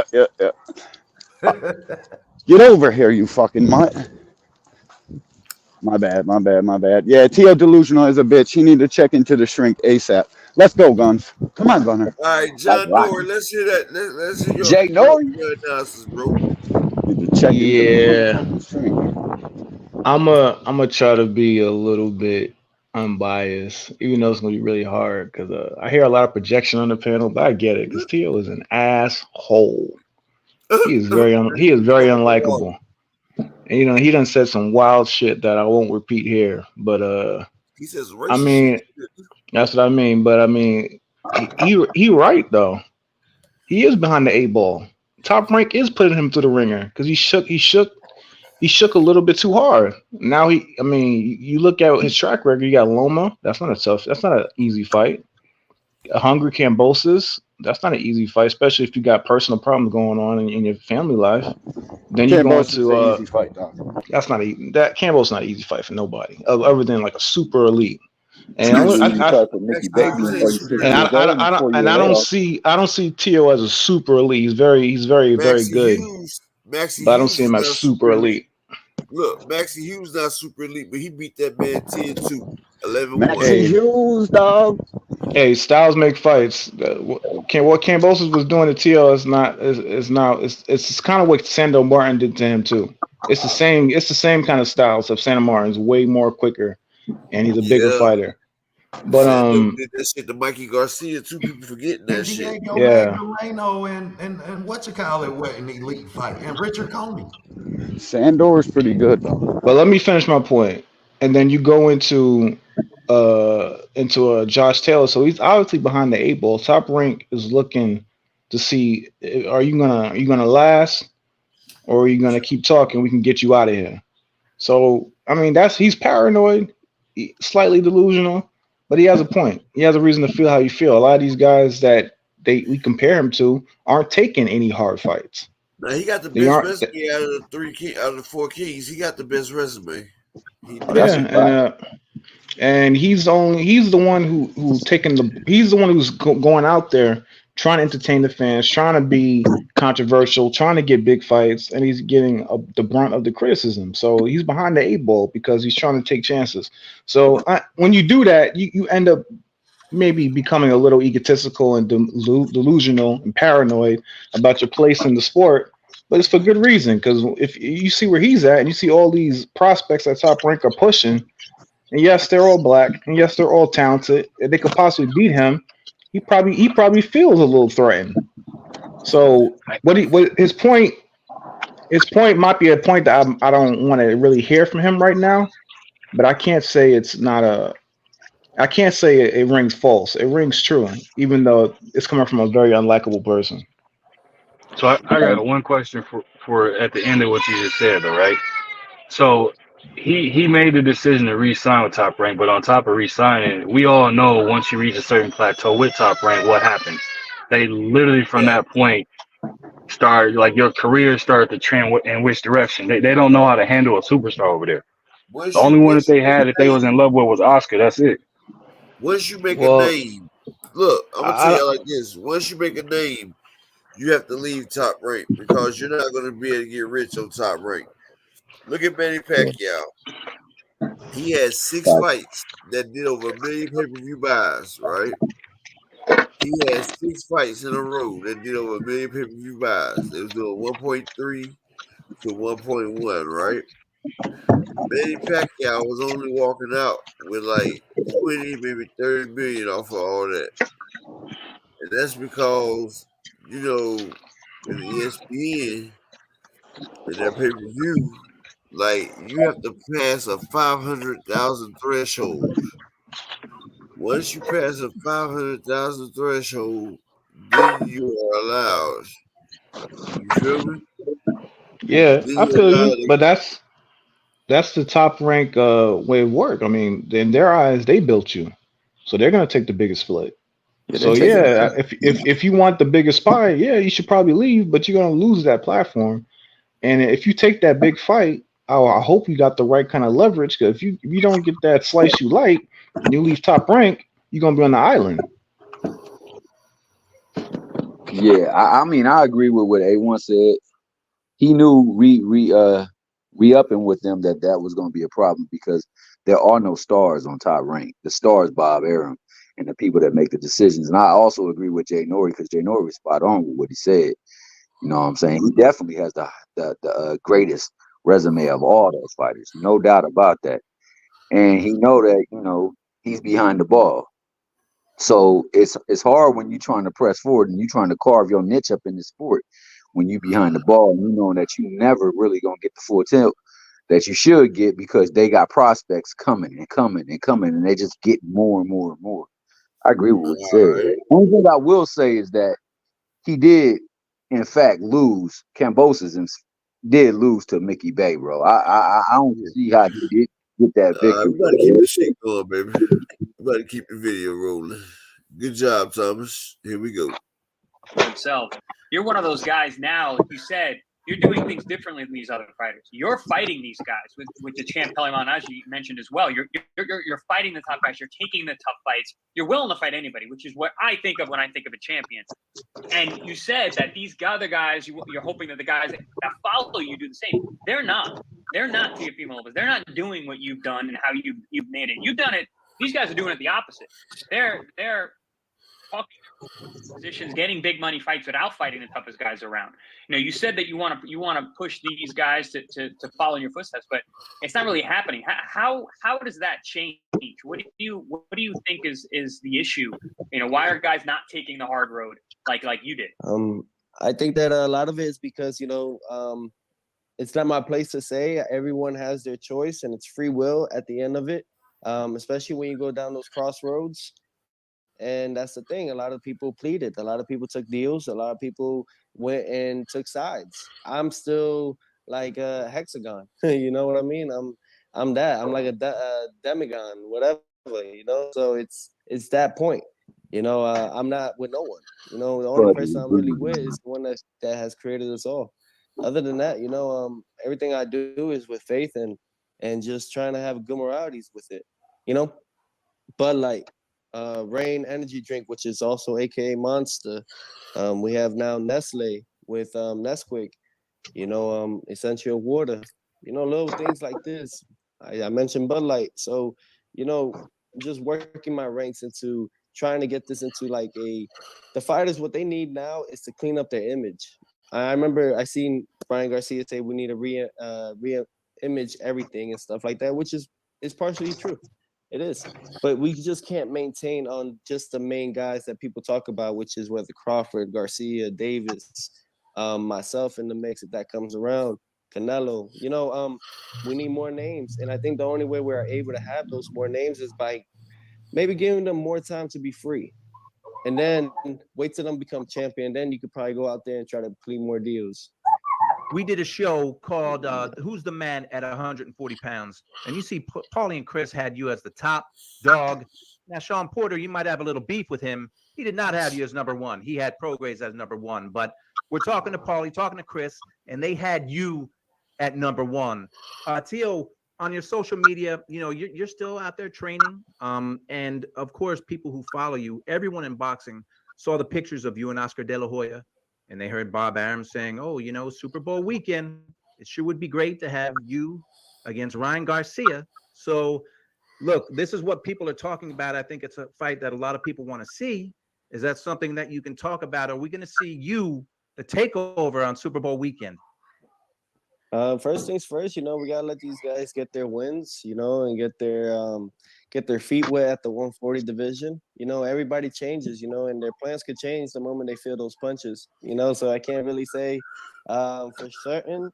However, these are things that I did talk about. These are things that we pitched out to the arenas, the arenas, and mainly the promoters. Yeah, absolutely. You know, maybe me and Ryan Garcia or me and Tank Davis. I know those have been talked about.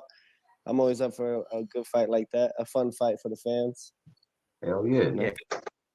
Watching these Teofimo Lopez back, like Paulie and I, like George just said, we got you at the top dog at 140. You're definitely missed when it comes to these guys that we're talking about. And that fight, we talked about it on air too. That's a great fight, one that you've earned. Man, you've been fighting the top dogs, like I said. So that's what's up. We hope you're back soon. Yeah, man. Thank you.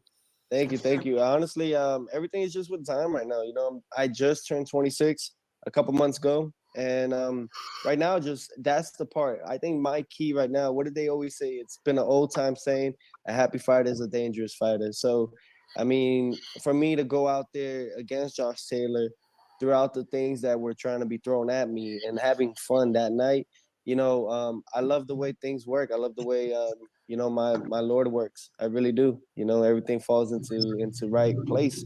And look at all these fighters right now. I don't think everyone's looking as exciting, I could say. We're not done with the year, so we'll see how boxing is still looking. Canelo and Charlo was an okay fight.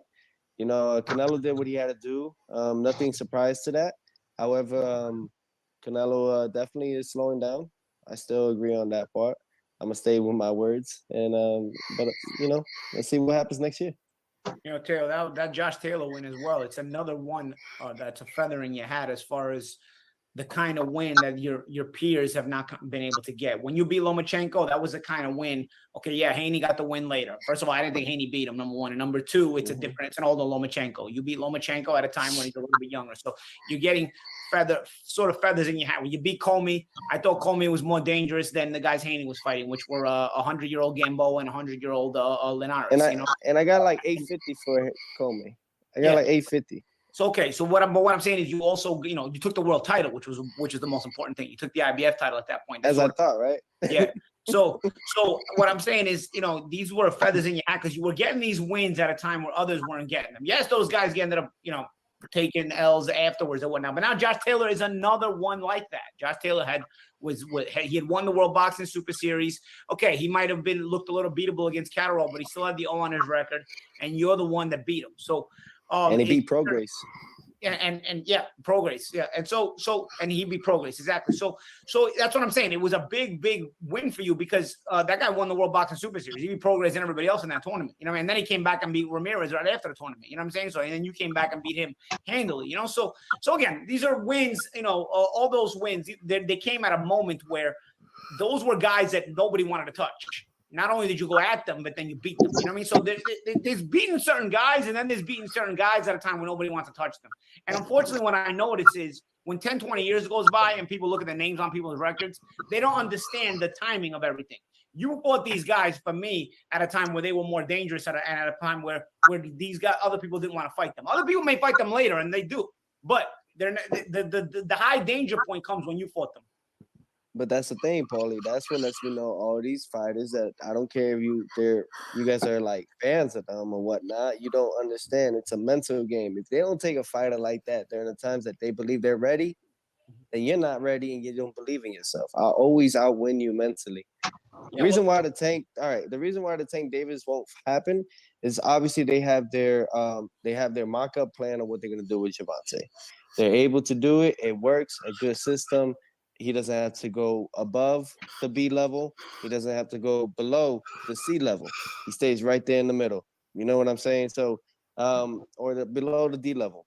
That's the things. Like everyone has put this idea. It's a business. It's a business. It's a business for the managers, the promoters, and the networks. But as the fighters, it is also a business. But it's our business first before anything else.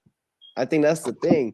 Reason why, okay, look, Paulie, and to everyone here, I'll give you guys a very good example. Me and Taylor. Okay, people gonna debate it. I became undisputed beating Vasily Lomachenko in 2020. People could debate it. Okay. All right. So after that, Taylor won and became undisputed. All right. I remember a couple years back. I mean, I called about the Showtime 2 years back. I called about this with Mauricio Suleiman and Bob Arum. I remember, let's do undisputed versus undisputed. They said they couldn't. Well, what did we just have right now? Canelo and Charlo, undisputed versus undisputed. See, there's three types of people in this world, and this is the things that play different roles. There's poor people, rich people, and wealthy people. The poor people talk about the things that they want. The rich people show the things that they have. But the wealthy people come up with the ideas, which is everything. And that's the kind of man I am for this sport. As I believe, I brought a multi-billion-dollar company of Bud Light to come into the sport of boxing now. And now they're signing guys like Xander Zayas, and they're going to probably sign more fighters. But how did that happen? Through a fighter like myself? Clean image, not in the streets, no thug life, no nothing, just clean. A lot of these corporate people, if you want to reach that kind of exponential wealth, because that's a different kind of security. I walk alone, but best believe I'm not. You know what I'm saying? So there's a different kind of structure, and these fighters maybe are still looking at that Mayweather blueprint. That was Mayweather blueprint. That probably could have worked before the 2020s and before COVID. We're in a different era now. COVID is definitely on a different route. Whether it was a scheme or not, that's all up in the air. But that right there, we have to be honest about ourselves. Are we bringing enough? The MMA is coming in, UFC, you see PFL, you see Bellator, and people are talking about more about these guys, and why? Because fans don't care no more whether you win or lose. We just gotta let that go. You know what I mean? Look at my record. If you can see right below, 19-1, 13 knockouts, but I'm a 7-time world champion in 7 years and a 2-time weight divisional champion, 2 linear world champion. And the thing is like, all you need is someone that's going to support you on your backbone. I do have mine, but they're a little bit higher than the chairman that we're talking about. So it takes a little longer. But for everyone else coming up on the ranks, take your time with these things. You're going to get to your spots. Figure out what kind of fan base you're trying to shoot for. Me is going to go mainly trying to go for like PG-13, more for the kids, so on and so forth. But everybody has to just find their own game plan, man. But That's really what I can say. These guys are not. What I'm saying is these guys are not going to be willing to fight you. You talk about poor people, rich people, wealthy people, but the wealthy people are the ones that come up with the ideas. And there's idea, strategy, and execution. It's not just ideas. Most people get lost on the idea part. You got to strategize and execute. And the wealthy people are the ones that have the ability to strategize and execute because they are at the top of the rung. There's still, you're talking about like a Gervonta who's fighting B and C level fighters and avoiding the A level fighters. I agree. You know, they got a plan for him. They're making him a star, beating B and C level fighters and avoiding, and they're not going to fight guys like you. I don't expect guys like him to fight you. I don't expect guys like Devin Haney to fight you. They're on their plan. But what I'm saying is they're on their plan and it's not on the sports plan. You know, the sport as a whole, like you said, has guys coming behind us that need to also make money. We need the sport to thrive so people can keep making money. But everybody else is about it just for themselves. You know what I mean? For the most part. I don't see these guys coming to see you and look at actually realistically make a fight. They'll talk about it, they'll do it, but they'll get in a conversation. But doing it, like I said, I've only seen you take on the guys at the times when they were at their most dangerous. Eventually, everybody fights everybody.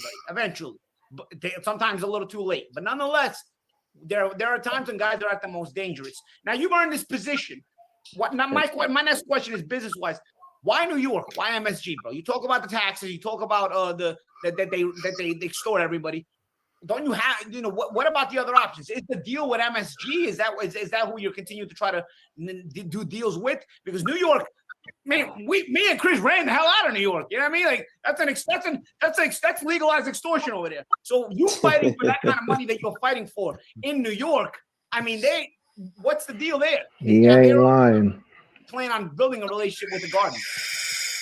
Well, those are the things, you know. Obviously, as far as MSG goes, you know, I believe I fought 9 times already, and throughout my career, and at MSG, you know, and for myself now, I look about it, you know, look right now, look what they just built, you know, I believe a 1.6 or 1.7 billion dollar arena, the MSG Sphere.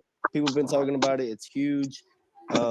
I've had pitches thrown at me saying that they would like me to open it up. So these are things that I think about. It's nothing more so than my background was Brooklyn. I was born in Brooklyn. So a lot of that comes to those roots. But no, man, I'm trying to move everywhere, honestly. I want to take it international, but it's just, this is the thing. It's like I don't eat anything from anyone. Sorry, I don't. I don't care who you are. I don't care how long you've been chief of whatever. If you see me less or if you don't respect, I always give people my respect. I was born that way, raised that way. My father taught me best. Respect everyone, and you know, you shall receive the same. If you don't, then you know where you stand. I'm very outspoken, Paulie. I think that's the thing, though. You know, I'm very outspoken. Not a lot of people, what they do is, I mean, even though they didn't promote the fight like they should have with me and Taylor, we still, to this day, still have the highest views of this year for US in the US. You know what I mean? And that's without me even trying to promote it myself.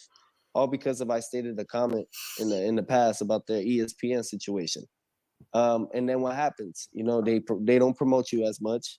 You know, they kind of like try to suspend you for a second. You know, try to keep you back in and try to put your tail back in. But I can't do that.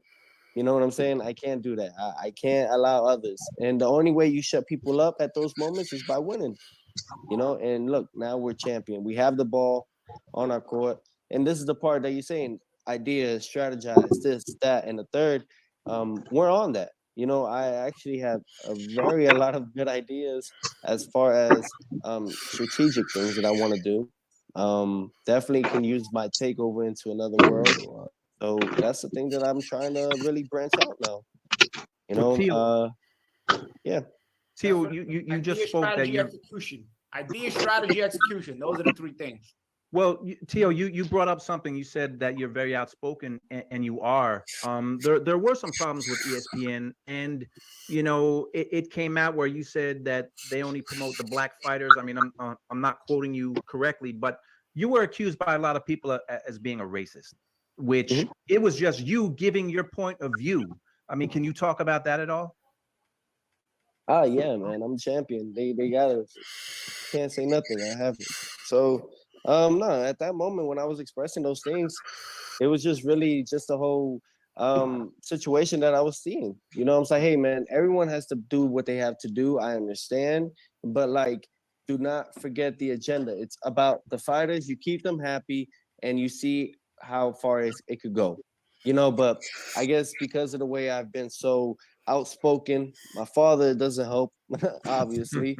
So with him involved, it's always been like this since the amateurs, though. I won the U.S. Olympic trials and didn't represent USA in the 2016 Rio de Janeiro Olympic Games, which at the end ended up becoming forfeited, really, because he suspended all the judges and the referees. So this has been going on in my career for a long time. I'm dealing with a different battle than these fighters. These fighters are dealing with trying to get rich and have a good lifestyle. I'm dealing with the actual system, you know, and that is okay. It happens, and it happens to the toughest ones, right? So me right now, it's like, fuck them. I'm gonna make sure these fighters have at least a good avenue to take, because you don't have to take shit from nobody.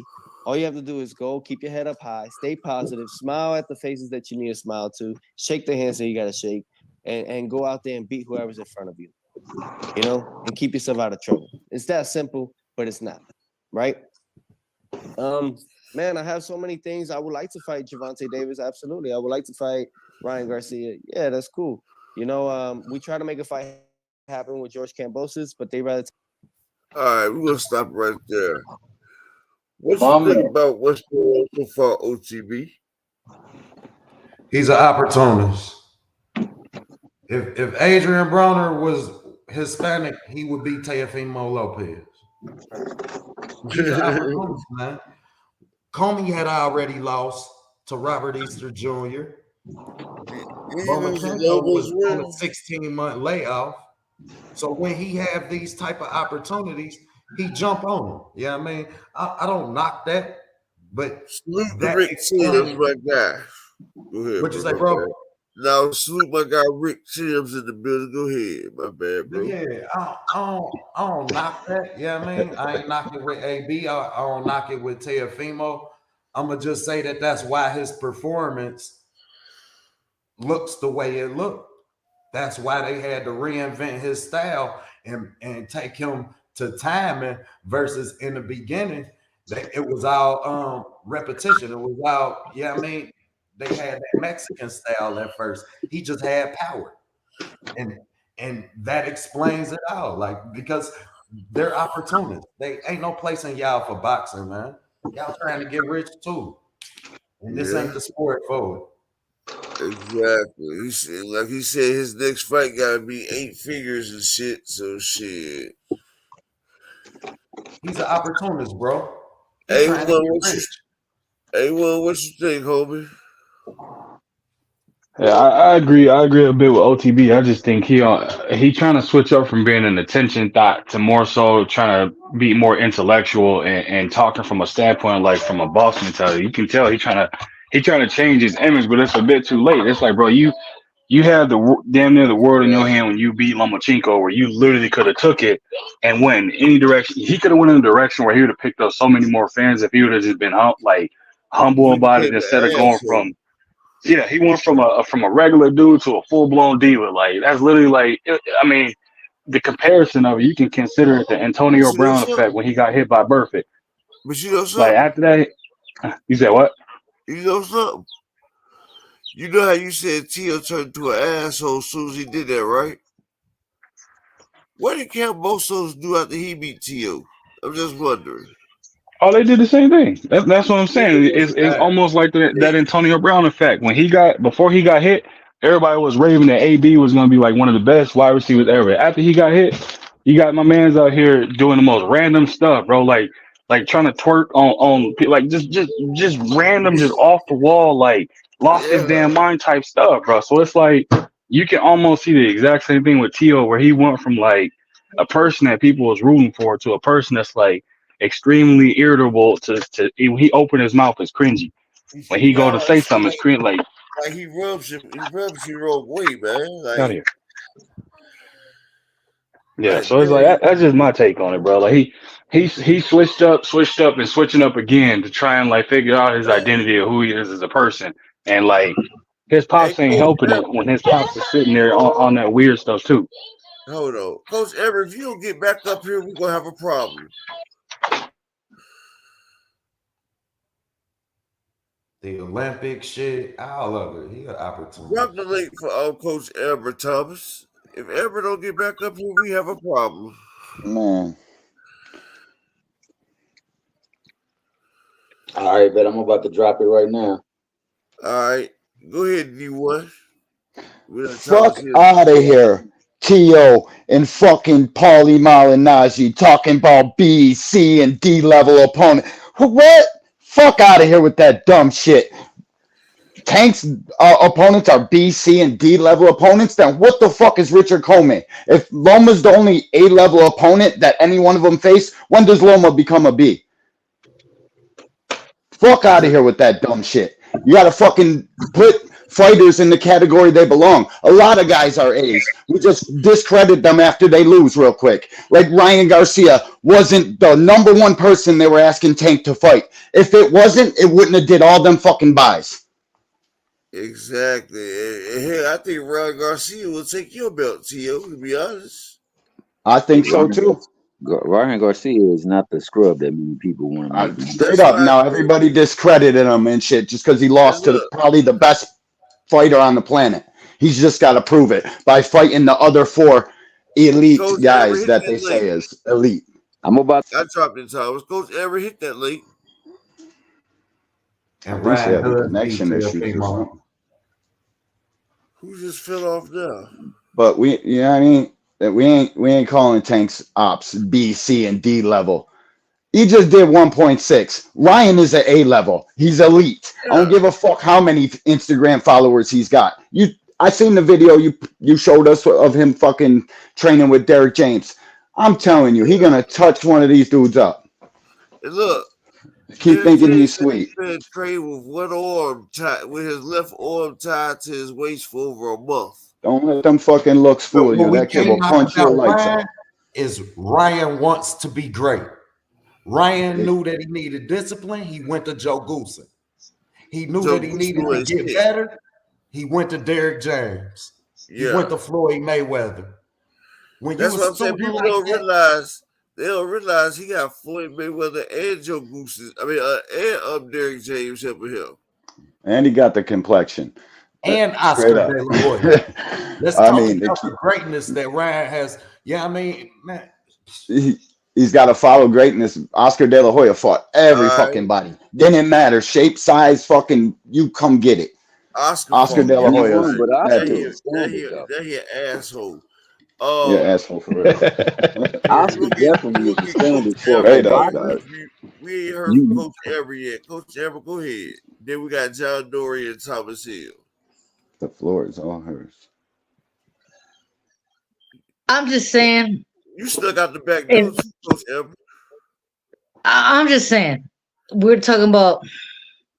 I don't even know where to start with this.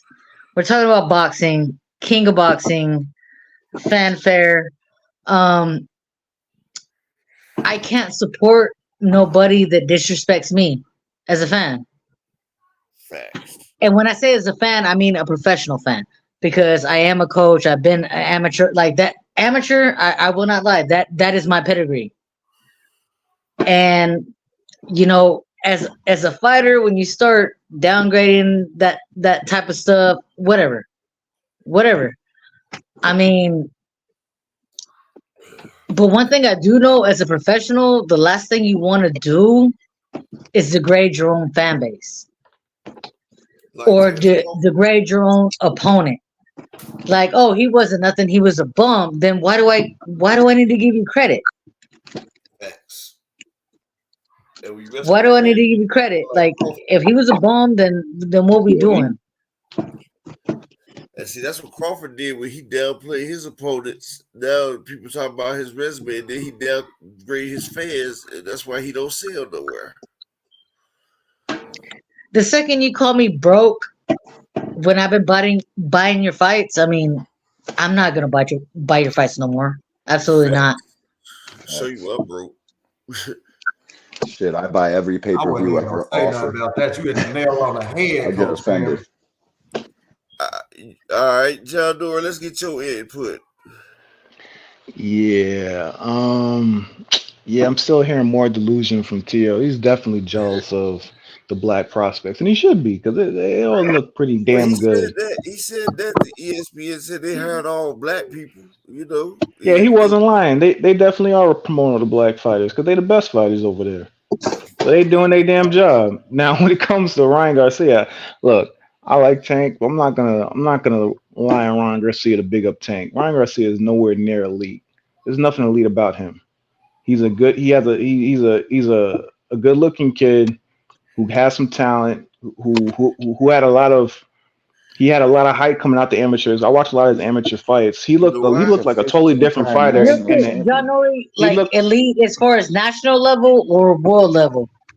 National. He looked pretty good in the amateurs, so when he got to the pros, he's a totally different fighter. He hasn't worked on his skill set. I can respect that because national level he was elite, but world level is different. Thank you. Yeah, I watched him go toe to toe with Devin. A lot of these guys, he looked like he had the goods, but ever since he caught the fame and he caught the social media hype, he hasn't worked on his skills, and I don't see him getting any better. He's kind of too old to be trying to revamp his whole career now. So honestly, I see him taking another big loss from another elite fighter sooner than later. With Tank, he is fighting BNC level fighters. Everybody knows that. His fans know that. But people don't watch Tank to watch him fight elite fighters. People watch Tank to watch Tank because he's entertaining. He has the knockouts. He has the culture on his he has the culture right now. Who's an That's A why they fighter? watch Tank. Huh? Who's an A fighter to you? Okay, hold on, let me get it this real The A quick. fighters are the people who There's 4 of them, right? Hold on. Wait. So check this out, right? I know he said about Ron, but Ron right now is an elite fighter because, like I said, if you on this show, you know, Ron sat there, I seen him destroy Yanez Ugas in 3 rounds. I mean, I'm not saying much about Yanez Ugas, but Yanez Ugas has enough to keep a motherfucker up off of, but it's a weight class below. But like I said, Ron had the athleticism. Him and Devin had the same base because him and Devin Haney was 3-3. They both won 3 times against each other. Ron got 3 standing 8s against Devin, like almost knocked him out 3 times, right? So Ron already had he had the athleticism. Now he's getting his form correctly. And he's been working with Derrick James and Floyd Mayweather tirelessly. They say he's staying in the gym. And Ron that I see, he looks great. And Oscar De La Hoya, he trying to set Ron up with this Oscar Duarte, who is 26-1 with 21 knockouts. What he's gonna do is he's gonna reverse card on his ass because Ron gonna knock this dude out because Ron look good. Ron has a vicious straight right and a vicious right hook to the body compared with that left. He keeps his head down. His footwork is great. He's methodical. He looks just like Earl. When Earl fought Lamont Peterson, he's a stalker that stay on his toes, and he's fast. So see, you know, he utilized his assets, and now he's doing what he got to do. And Leo Santa Cruz, four division champ. I mean, he's a Hall of Famer. Leo Santa Cruz is a Hall of Famer, but he's not an A-class fighter. He's a Hall of Famer.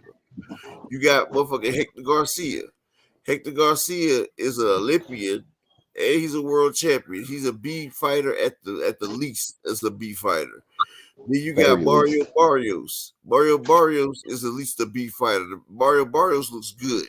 Mario Barrios is a hell of a fighter. And you got Rolly. He's a champion of the division. I say Rolly's like a B minus. He's about a B minus. Maybe C. Barrios is an elite fighter, bro. Barrios is elite. Barrios is not an elite fighter for beating up old ass I bet you he beats up Devin or anybody on his fucking resume. Man, anybody. School him. You out of your mind. Right. Yeah, right. He'll get ran the fuck over. Is a good fighter. See, this is what I'm talking about. This is favoritism. What I'm talking about. Now you talking. You said Barrios with. Hold on. Look, I hear everything you say. I don't. What do you have to do to be a good fighter, saying. though? What do you have to do to be a good fighter? Maybe I have a different respect for fighters. I didn't say he wasn't a good fighter. I didn't say he wasn't a good fighter. I said he wasn't an elite fighter. He's an A-level fighter. He is not. His paycheck says so. Hold on. His paycheck don't say so either. Yes, it does. He's a fucking $1 million fighter, guaranteed. All right. Look. He got $1 million to fight Ugas. Hold on. Don't let up go. Hold on, bro. Damn. At least. He went the distance with Thurman. Arguably could have stopped Thurman right there. And Thurman just discrediting kids. That's what most fight fans like to do. Discredit these fighters. Don't even know what the fuck it is to get inside of there, though. If he can beat Boots, that would make him elite.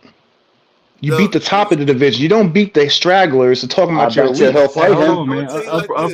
I'm not saying he would. Hey, Upper ain't done cooking yet, man. Hold on. Y'all show some respect, man. Thank you. Now look, I'm gonna tell you, Barrios is a good fighter, but elite he's not. The word elite means above great. It's not too many elite fighters out there. He's an A. Yeah, Frank Martin is not an elite fighter. He's a good fighter or a great fighter. Elite, people put that word on too many people. Elite means above and beyond. Tank is an elite fighter. Shakur is an elite fighter. Devin, he's elite. Yeah, all right. You can say Devin's elite. You can say he's elite. But he's right there. How can you say Very that? elite. How can you say the undisputed champ? Yeah, you can say he's elite. What? He's very elite. Because He's up there. okay. When we say Jermaine Taylor's elite, was Kambosos elite? Yeah, was at the time until he lost. Don't mean just because you're elite don't mean you can't lose. Kambosos is elite. Is that what you're saying? I'm not saying Devin. Barrios ain't. I'm saying Devin is elite because of his track record. I'm not talking about it's the whole package. Bro, we not talking Ain't nobody was saying Kambosos was elite. Because you can say motherfucking Jermaine Taylor was elite. You can say Kambosos was elite. Those people were not elite. We're talking about their boxing skills. I don't even remember Jermaine. I don't remember anyone saying Jermaine Taylor was elite. They said he was very good. I don't remember anyone saying he was elite. That's what I said. You sit there saying no, but you said because you undisputed, you elite. Jermaine Taylor was undisputed. Fucking Hopkins. He beat the best. He beat the best fighter at 135. He's elite. Okay, Tio leave the division. Loma's the best guy. 1 second, bro. Stop being so argumentative and listen. What I said was Jermaine Taylor was undisputed. He was a good fighter, but he wasn't elite. That's what I'm trying to say. You're bringing up one guy. One guy. I brought up two guys, bro. Let's go into the video, man. You said Jermaine Taylor and Kambosos, who was not undisputed. You brought up one guy. They got Kambosos listed at undisputed, him and Tio. Who's they? Go look at ESPN. Don't they got it listed? He had all four. So now you listen to ESPN too now, huh? Okay, but you moving. Can we just bring it? Let's bring it back to boxing because you bringing it back to all this other stuff. Y'all got an argument about what's elite and y'all definitions of elite when that can differentiate upon your opinion? Not Coach Ever, there really. you go, Coach Ever. If the guy who just left the division got the best wins, he was the top Thomas, dude. Devin Haney was the I- top guy. How was it the Well, best? well, hold on, Thomas, go because ahead, bro. I'm a person, bro, where I study film. That's what I do. So for you to be elite, to me, you might have to fight off the front foot. You got to fight off the back foot. You have to have some type of head movement. You understand? It's certain things that I may look for when I may call a fighter elite. That's it beyond the accolades. I watch a lot of film Coach too. Everett, Thomas Hill, where y'all go? Yeah, I'm not denying that. I'm just saying. Yeah. Yeah, but no one's bringing up the accolades. Y'all only talking. Y'all only talking about the eye test. Bring the video back. No doubt. I hear you, and John. then face us. Obviously, they just trying to cash out before they go. Devin Haney's sorted up with Regis Prograis. Obviously, right now Ryan is getting his things going. So man, there's not that much noise. I think at 140, I'm waiting for these guys to go and show me something. Well, Chris, we're coming towards the end of this because we've got Teofimo Something Lopez. big. Go ahead, Chris. Out and wait for something big, or would you take something in between to stay busy? If you said a lot of them are wrapped up at the moment. I know that I don't know if this is the smartest, but I know I hear people always say, stay active. That's always going to keep you good. You know what I'm saying? But I can always stay active in the gym as long as I'm sparring. That keeps me my distance. That's all I need. I don't really need much as far as that goes. I really just want to take care of like the personal things that I've been pushing to the side, because what do? I go into camp for like 2-3 months. And then I'm not seeing my son. He's about to be 2 next month. He's gonna be 2 next month, and I probably only got to see him probably for 9 months throughout his whole life. So those are little things that I need to just put forth. So much stuff is going on in this world. So many bad things are happening. At least in God's eyes, I just want to show I'm doing my part as well as a father at the same time. I can't forget my kid. I can't forget those things, priorities. We may have the boxing world and we may see how things are going on. We lost 2 major networks, Showtime and HBO, and that hurts. That kind of gives us a wake-up call that something's not going well for our sport. What can we do to change it? I think that a lot of it may need to also be on the promoters. They have this thing that they have scheduled in, and I don't like it. I don't like it. I'll be honest, guys. I don't like what I'm seeing with these promoters now. It's almost as if I feel sorry for the MMA fighters that deal with it with the UFC, but that's what it's leaning closer to. It's like they grab little snips of everything. Everybody grabs snips of everything from everyone. That's how ideas are made, or that's how they stay on top. We as fighters are the reason why the fans come and the reason why they get these $20 million gates. It's not because of how well they put the shows. I'm sorry. Although that plays a key, it's the fighters. And 100%. It's the fighters, and we need that. We need that recognition, but we need that reminder. So to all those fighters, remind yourself, but also don't like struck yourself out like Frank Martin did. No one's gonna want to work with that kid. Sorry, but that guy is not gonna get a world title shot for a while, for a fat minute. I promise you. If Al Heyman doesn't have anything lined up for that kid, as far for maybe Tank or make up a belt for him, that kid alone is not gonna have anything. So I think anyone, if you want to be like a Frank Martin, good luck in the sport, because you're already gonna have it hard. You only call your shots once you have like a little bit going, as far as whether it's some awards, Prospect of the Year, a Ring Magazine belt, something in that sort. You got to have some prize possession, then you could call your shot a little bit more. But these guys don't understand that. They don't understand that. Teofimo Lopez joined us. Teo, I have one quick thing, and then we're going to let you go because you've graced us with your presence, and we appreciate it. But you talked about seeing your son Junior, and people can see your son on your Instagram posts. I'm a father of 3, so you seem to be someone who really embraces being a dad. And I think that's a great thing to see. Oh no, thank you. Yeah, thank you, George. No, you know, look at my father. You know, he did a phenomenal job with me despite everything. So, you know, I just want to follow in those footsteps to lead a better generation. That's what it's all about. We always talk about it, even as fighters. Eventually, we get hit so hard that we end up snapping into it and realizing, wait, this is for the long run. I need to have That's about generational it, wealth. right? You know, so it all comes into That's that about in it. those parts. Yeah, But yeah. like, It's just about he's just rambling on. Yeah, that's it. Hey, the nerve of his ass to say that shit. And he can't call it. He can't call nothing because he begging for what did he say? 8 or 9 figure deal like He for want his an next fight. 8-figure deal. The only Yeah, person he's like Fighting at gonna get an Cejudo. 8-figure deal with is Ryan Garcia or Tank Davis. Anybody else, he's not gonna be able to make that kind of deal. Like the man's delusional, but you know he hasn't had that payday. Remember, I told y'all 98% of boxers never make $1 million. And when I was talking to Fanon brought it to my attention that 99.2% don't make it. So only 0.8% ever make $1 million a fight out of all the boxers in the world, like all the boxers.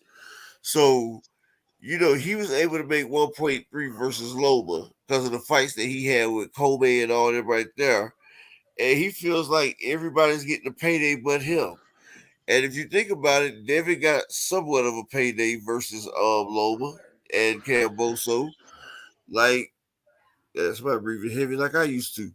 And Ryan got his payday. Tank got his payday. He's the only one of the 4 kings that ain't really get a payday. And see, Ryan and Tank both got 8 figures. Teofimo see that. You know, Teofimo wants that bread. You know, he feel like he can take over. And he feel like he missed the bus.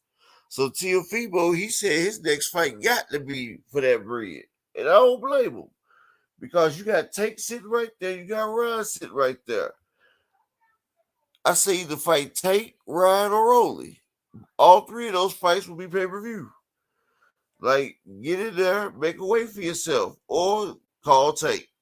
Tank is always down a pound. And you know Tio, he don't mind not listening to Bob Arum fighting outside. Y'all see what he did with Camboso. You know, they tried to do that shit with Triller. And that was only for like $4 million. So if he needs to cross the street for Tank, he has no problem with it. But I think he don't want to be a stepping stone for Tank because he know Tank gonna dust his ass off. Because Tank, in that video I got, dusted his ass off in that spar, if y'all don't remember. So, so yeah, Tio know what it is if he get there with Tank. He just want to make sure the price is right. He trying to play hard to get. He trying to play like Blood Crawford. He's trying to get his Blood Crawford on, that's all. But once they say the Keggy salute, but once they say the right number, he gonna jump on there. He gonna jump on it like a hole on a pogo stick. All right, OTB, let me get yours. And then we're gonna after we go through this, I'm gonna get everybody's last statements because I got Just Duo. Man, my thing was he kept saying, I'm waiting on them to show me something. Like, what you waiting on? What they gotta show you? The money. This is boxing. Shit, stay retired. They not losing no money. The sport of boxing will go on without you. So I don't know what type of threat that is. Like, you understand? I don't know what he's saying. He want them to show him, okay, if you want the money, bro, you gonna have to stay active. You just got outboxed by Sandor Martin, bro. Like, you got outboxed when y'all just predicated this style on timing now, on you not being so active no more. On you sitting back. You got outboxed and outpointed the whole round, and you didn't end the fight. Which means you aren't worth the buck. Boom. Go ahead. You know, Sandor Martin is the one contender, like I think the WBC. And so you A1 Hoop. Hello, what was his last part? My bad. I'm getting my daughter ready down for a nap. What was your last part? Or what was you saying though? Oh no, I was getting I was getting your assessment on Tio and your last thought after you do that. Oh, okay. Yeah, man. I think T.O. beyond needing a prayer. I think he need to get the hell away from his pops. As bad as that may sound, because everybody want, you know what I'm saying, want their father to beat up for him and this, that, and the third. But I think his dad is detrimental to that man's mental health and everything else that involve him being able to evolve as a human being, bro. Because he got him like super delusional and super messed up in all kinds of ways. But you can't tell another grown man what to do, his best moves and all that. You know, that's a decision he got to make on his own. But for me overall, man, I think there's hope for T.O.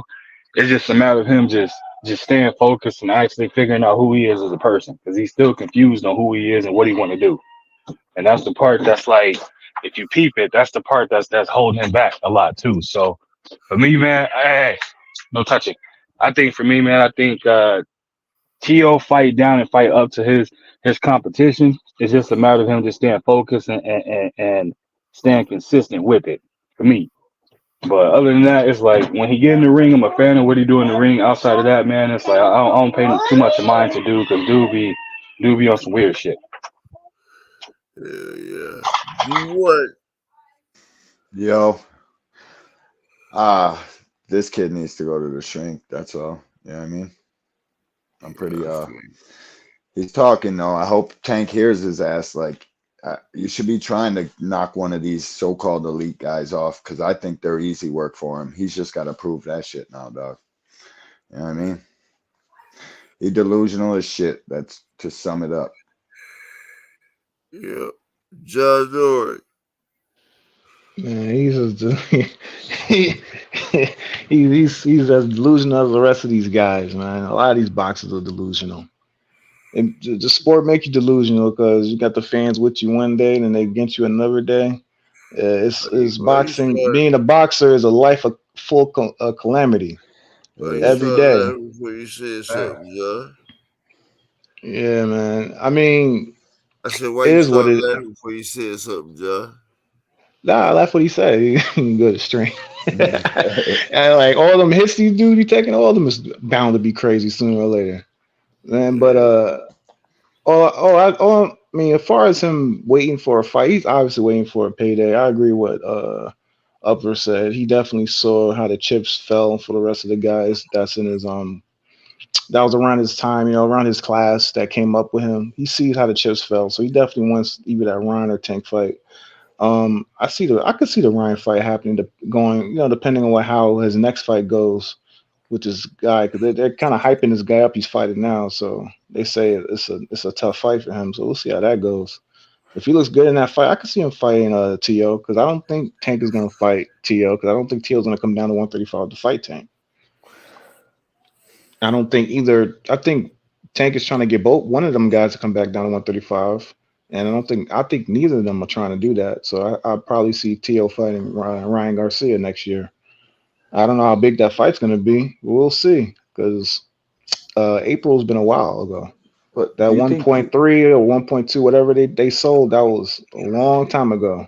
And we haven't seen nobody do anything since then. So we'll see who did what and who managed what and who had more pull with that fight. We'll see how the numbers look after that for Ryan and Tank.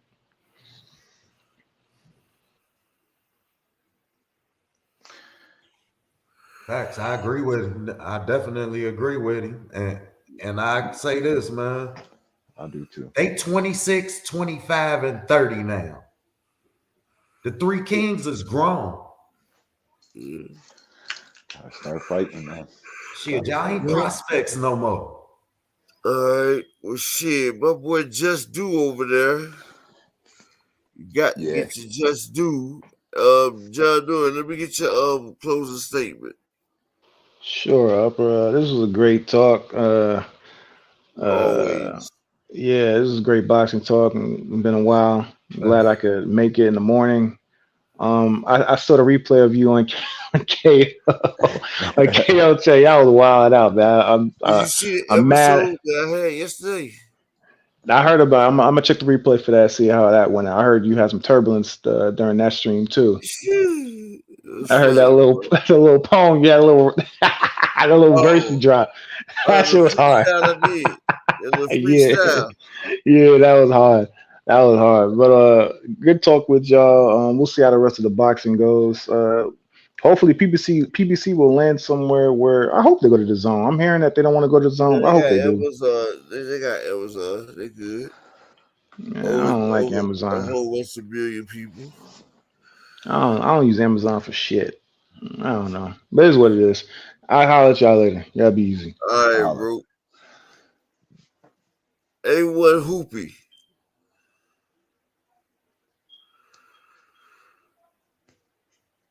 No, I already offered up mine, man. I appreciate everybody. No, go ahead and cook up. I already offered up mine, man. So I appreciate you letting me on this joint with y'all. Salute to the panel.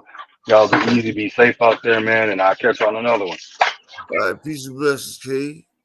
D1. Straight up, love talking boxing with y'all boys. Don't agree with everybody all the time, but that's what makes for good boxing talk. Got nothing but love for all y'all, man. Be good, be safe. You know what I mean? Catch you on the next one, champ. Everybody that's leaving, make sure y'all go by Just Do Boxing. Just Do Boxing. OCB is up on UK. Facts, man. Always a pleasure to get it in with you, my brethren, as well as the brethren who can now chopped it up out. Y'all know what it is. Drop the link in the chat, bro. Oh, yeah, I'll put it in there. You start doing it earlier. Yeah. Facts. We walking back in up. You know what it is, man. But go ahead, man. I enjoyed. I appreciate you having me up. I appreciate doing this shit, man. Y'all know we love the sport of boxing first. Sure, get over to Just Do, man. Smash this like on your way in. All right. Yeah, man. Peace and blessing to everybody out there. Shout out to my girl Key Alexandria, who's getting that study on, and hope she enjoying herself. Peace and blessings, and shout out to the baddest chat in the land. And I ain't talking champ side, but my chat's the baddest as well. So peace and blessings to all y'all. I love you all. And let's get it. But one thing, after this, make sure y'all go Just Do and see what's up. But they want that smoke, bitch, I got it for 'em. They want that smoke, bitch, I got it for 'em. They want that smoke, I blow it. They call me Sunny Monster for a reason. I'm really dripping, leave a nigga bleeding. I get to squeeze and leave a nigga. They want that smoke, bitch, I got it for 'em. They want that smoke, bitch, I got it for 'em. They want that smoke, I blow it. They call me Sunny Monster for a reason. I'm really dripping, leave a nigga bleeding. I get to squeeze and leave a nigga bleeding. Raw Molly got me all up in demon mode. Mouth moving like I done put clean in my nose. Trying to catch me up, I can leave with some hoes. He standing straight up, watch I make him lean with this pole. Would've thought he was close, how that heat made him fold. Thought it was a game, he won't think no more. His brain's gone, nigga. It be exciting when I get to striking. Guns sound like thunder, hit you like lightning. Fight for your life, we don't do no fighting. We really hit it, nigga. We worse than savage, they calling us Vikings. Police be riding, we still be sliding. Told you we hit us, remember the time. They want that smoke, bitch, I got it for 'em. They want that smoke, bitch, I got it for 'em. They want that smoke, I blow it. They call me Sunny Monster for a reason. I'm really dripping, leave a nigga bleeding. I get the squeeze and leave a nigga bleeding. They want that smoke, bitch, I got it for 'em. They want that smoke, bitch, I got it for 'em. They want that smoke, I blow it. They call me Sunny Monster for a reason. I'm really dripping, leave a nigga bleeding. I get the squeeze and leave a nigga bleeding. How about I leave them holding like the Bible? AR-15, that's a high-pound rifle. A in the army and assassinate rivals. Break that shit down, nigga. AK to anybody kill. Hop out, get the drilling and spilling. 7.62 gon' split 'em. LPN, that's for any fuck nigga. You a plug, then I'm pulling up, nigga. You my lunch, eat these bullets for dinner. 5 boys sell, eat 'em up. SK, smoke killer for show. Drum rounds and cripple ops Draco. I got them all, you don't want no. They want that smoke, bitch, I got it for 'em. They want that smoke, bitch, I got it for 'em. They want that smoke, I blow it. They call me Sunny Monster for a reason. I'm really dripping, leave a nigga bleeding. I get this pussy, leave a nigga bleeding. They want that smoke, bitch, I got it for 'em. They want that smoke, bitch, I got it for 'em. They want that smoke, I blow it. They call me Sunny Monster for